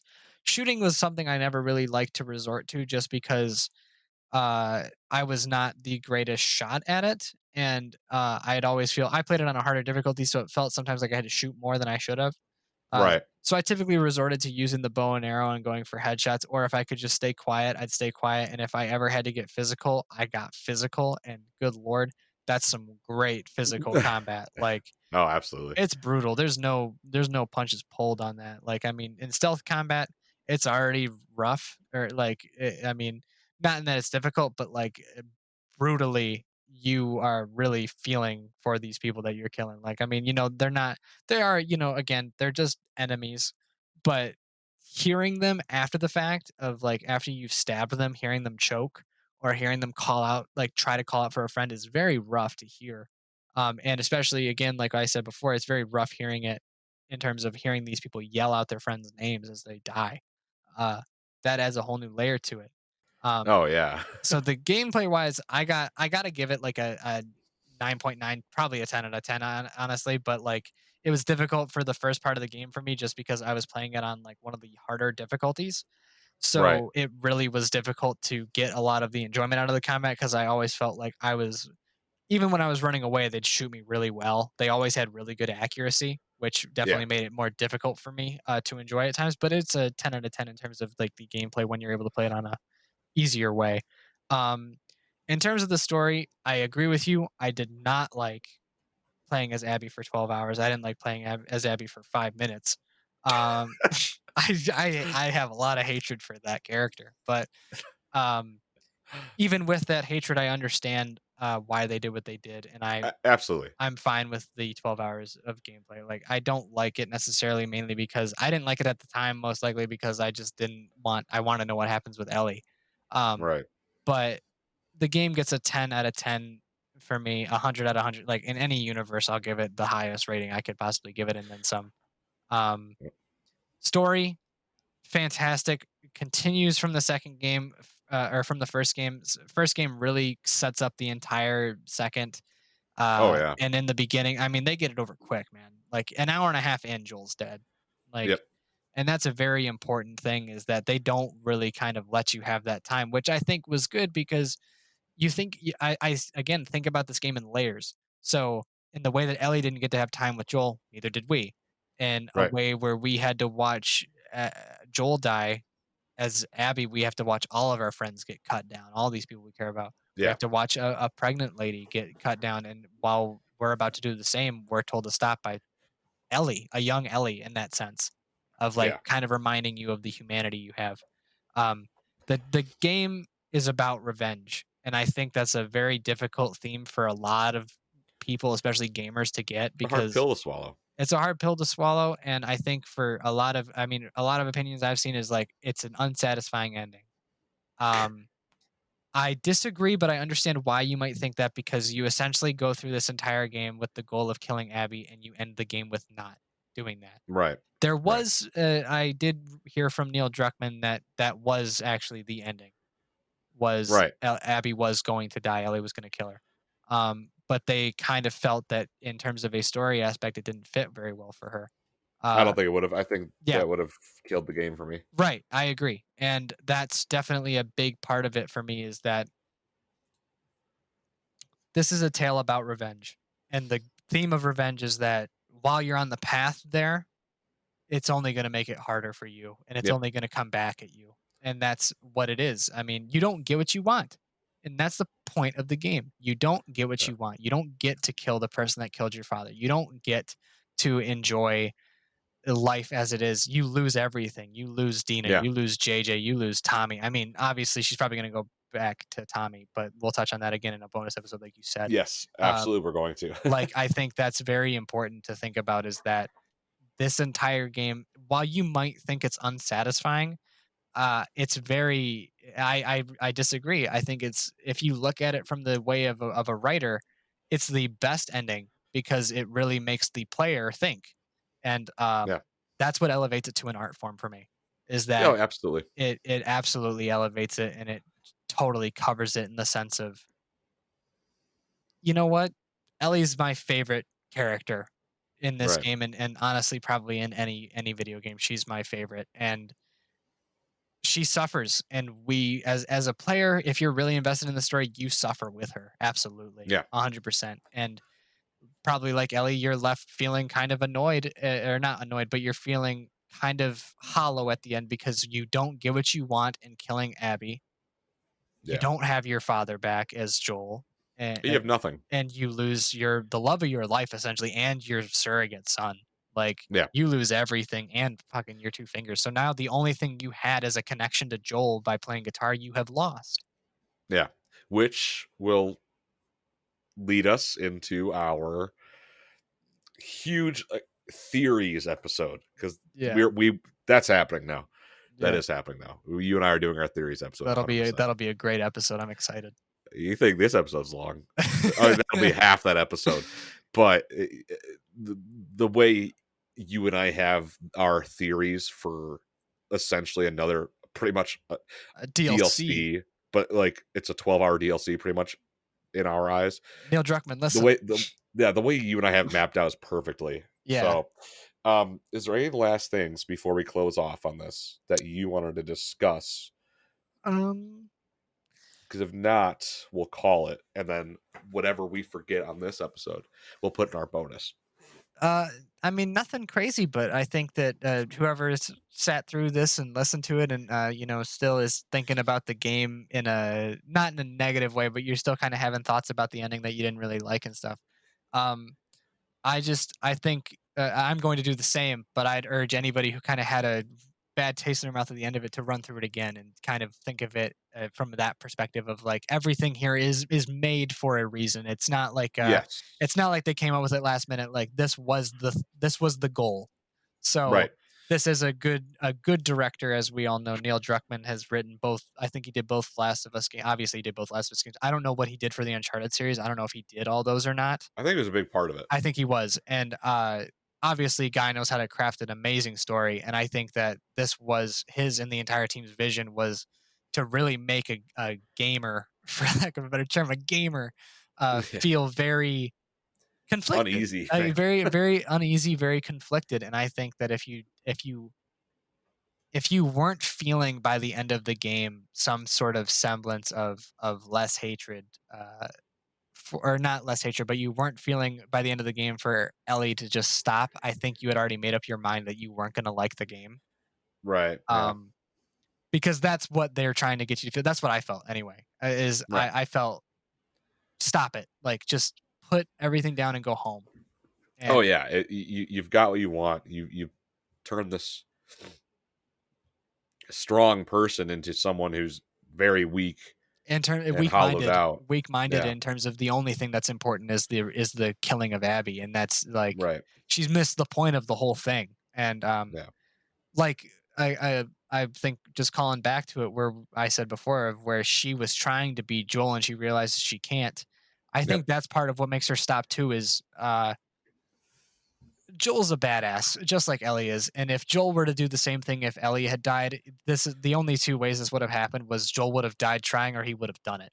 Whereas with Ellie, she yeah. doesn't get that easy of a story. She's given essentially two Tough chances. choices. Yeah, Yeah, she's given a first chance when Joel dies and a second chance when she gets the shit kicked out of her. Basically, yep. leave it alone. And she never does. And for that, she suffers and she loses. So you should feel And then conflicted. we get this game. Yeah, you get this fantastic game art form. Like honestly, like I loved it. It's a fantastic game. I have a feeling now that the episode is at an end, Yeah. when we do go into our quote unquote theories episode, it's going to be a lot more than just our theories. There's a lot more I think we're going to end up touching up on, which I'm actually excited to. Yes, I think there's a So, lot of themes to discuss with this game. There's really so many deep layers we can go into. oh yeah, we'll definitely do that in our bonus episode. Yes. I hope you were able to get all of your emotion for now and your love for the game out for now until we do that next episode out. I did. Yeah, that was a Uh, great talk. um, is there anything else? I'm giving you the floor one last time. Is there anything else There's quickly that you'd want to bring up? there's Or and do you want to save it for the bonus episode so we have longer to talk about it? I'll save it. I'll save it for the bonus episode, but I have a really good theory about what happens at the end after the credits roll. But like Oh yeah. Nope, there's nope. too Keep that much. for the bonus. There's too much. Because I So no, I that's don't too have much. anything else to say here. Like I was happy to be on the podcast. I was happy to talk about this with you. I'm stoked It's been that you great. did this last minute. Yeah, no, this is awesome. Well, again, I loved Last of Us Part 2. I love the first one. I'm gonna replay the first one so I can get that love back for it that I had when I first played the first one. Yeah. So I'm gonna replay that and then I'll be happy with myself. I loved Last of Us Part 2. 9.5. I'm not gonna hate on it. There's no reason to. I like the game. If you don't like it, you don't like it. I'm sorry. Yeah. Um yeah, this was Last of Us Part 2 episode. Evan and I were stoked to do this episode together. Um Before I send us off, I'll give out the quick shout outs I usually do to YOLO Cast, Loser Podcast, What the Famicon, let's see, Diggity Grief Burrito, and one more, Fat Drunk and Stupid, because I love that dude. He fucking dude cracks me up. So that's that. You know where you can find me on Twitter, Instagram, flies.avi. Please, if you like this episode, feel free to rate us on Apple, follow us on Spotify, follow us on our Instagram, and on our Twitter. You can follow us. And Evan, is there anywhere you would like anyone to find and follow you at? I do not have literally any social media whatsoever, but if you do really want to check out a cool place for games and stuff like that, do check out the Twitter and Instagram. We are High Score or High Score Esports. That is the company I work for, and we are hopefully when all this stuff is over, and with the world in COVID, we'll be able to start opening up our business again. Gaming lounge, Which I'm excited for that. yeah, get to play, just get to come with your friends, play video games, chill out, have a great time, and that's kind of what we're for. So if you want to check it out, check out our Twitter or our Instagram. I believe they are We Are High Score or High Score Esports. You'll find us either way through our website if you find that. So uh, I'll post a link in our description. for sure thing. Yeah, no, thank you for having me on the episode. I was very happy to be What here. about your Twitch, man? Oh, I have a Do you Twitch. stream? I never use it. You stream, you dickhead. From time to time, a little bit here and there. Yeah, no, I'll probably try. I'll be trying to do like a Last of Us Survivor playthrough with no HUD. That'd be fucking dope. You Yeah, should. my Twitch is EV0N under One, right? one. Yeah, no underscore. Yeah, I can't even. EV0N1. It's Yep. so barely used. I don't even remember the name for it. That'll be in the description as well. For sure. Yeah, no. But thank you So again for having me on this episode. I was glad I was able to talk to you with this. This is one of my favorite games of 2020, one of my favorite games of all time, honestly, like up Dude, there. absolutely. And we're not So, even done. This is just the uh, first part of our, right. and we are, Evan and I were talking, we are going to do a Last of Us part One. 1 Yeah, episode as well. So you got more Last of Us content with Evan and I. for So sure. with that being said, thank you all for stopping by, checking out the podcast once again for another week where we are on time and we're not dropping episodes late because we're not being lazy fuckheads. And thank you all for listening to Evan just spill his guts about this game. I'm glad you got to, dude. My throat hurts, man. This is a long talk. Well, I'm sorry, man. You Nah, did it. I had a great time. It was awesome being able to get all that out. And I mean, like I said, I have so much more, and not even being able to touch on the theme of anything or going as deep as the game really wants you to go is very Yeah. exciting to be able to talk about again at another point in time. That'll be a Oh, lot of dude. fun. That bonus episode is going to come a lot sooner than you and I can record it literally this week. So expect to hear another episode with me and Evan. And until next time, take it easy, everybody. We'll try to be on time with our episodes. Take it easy.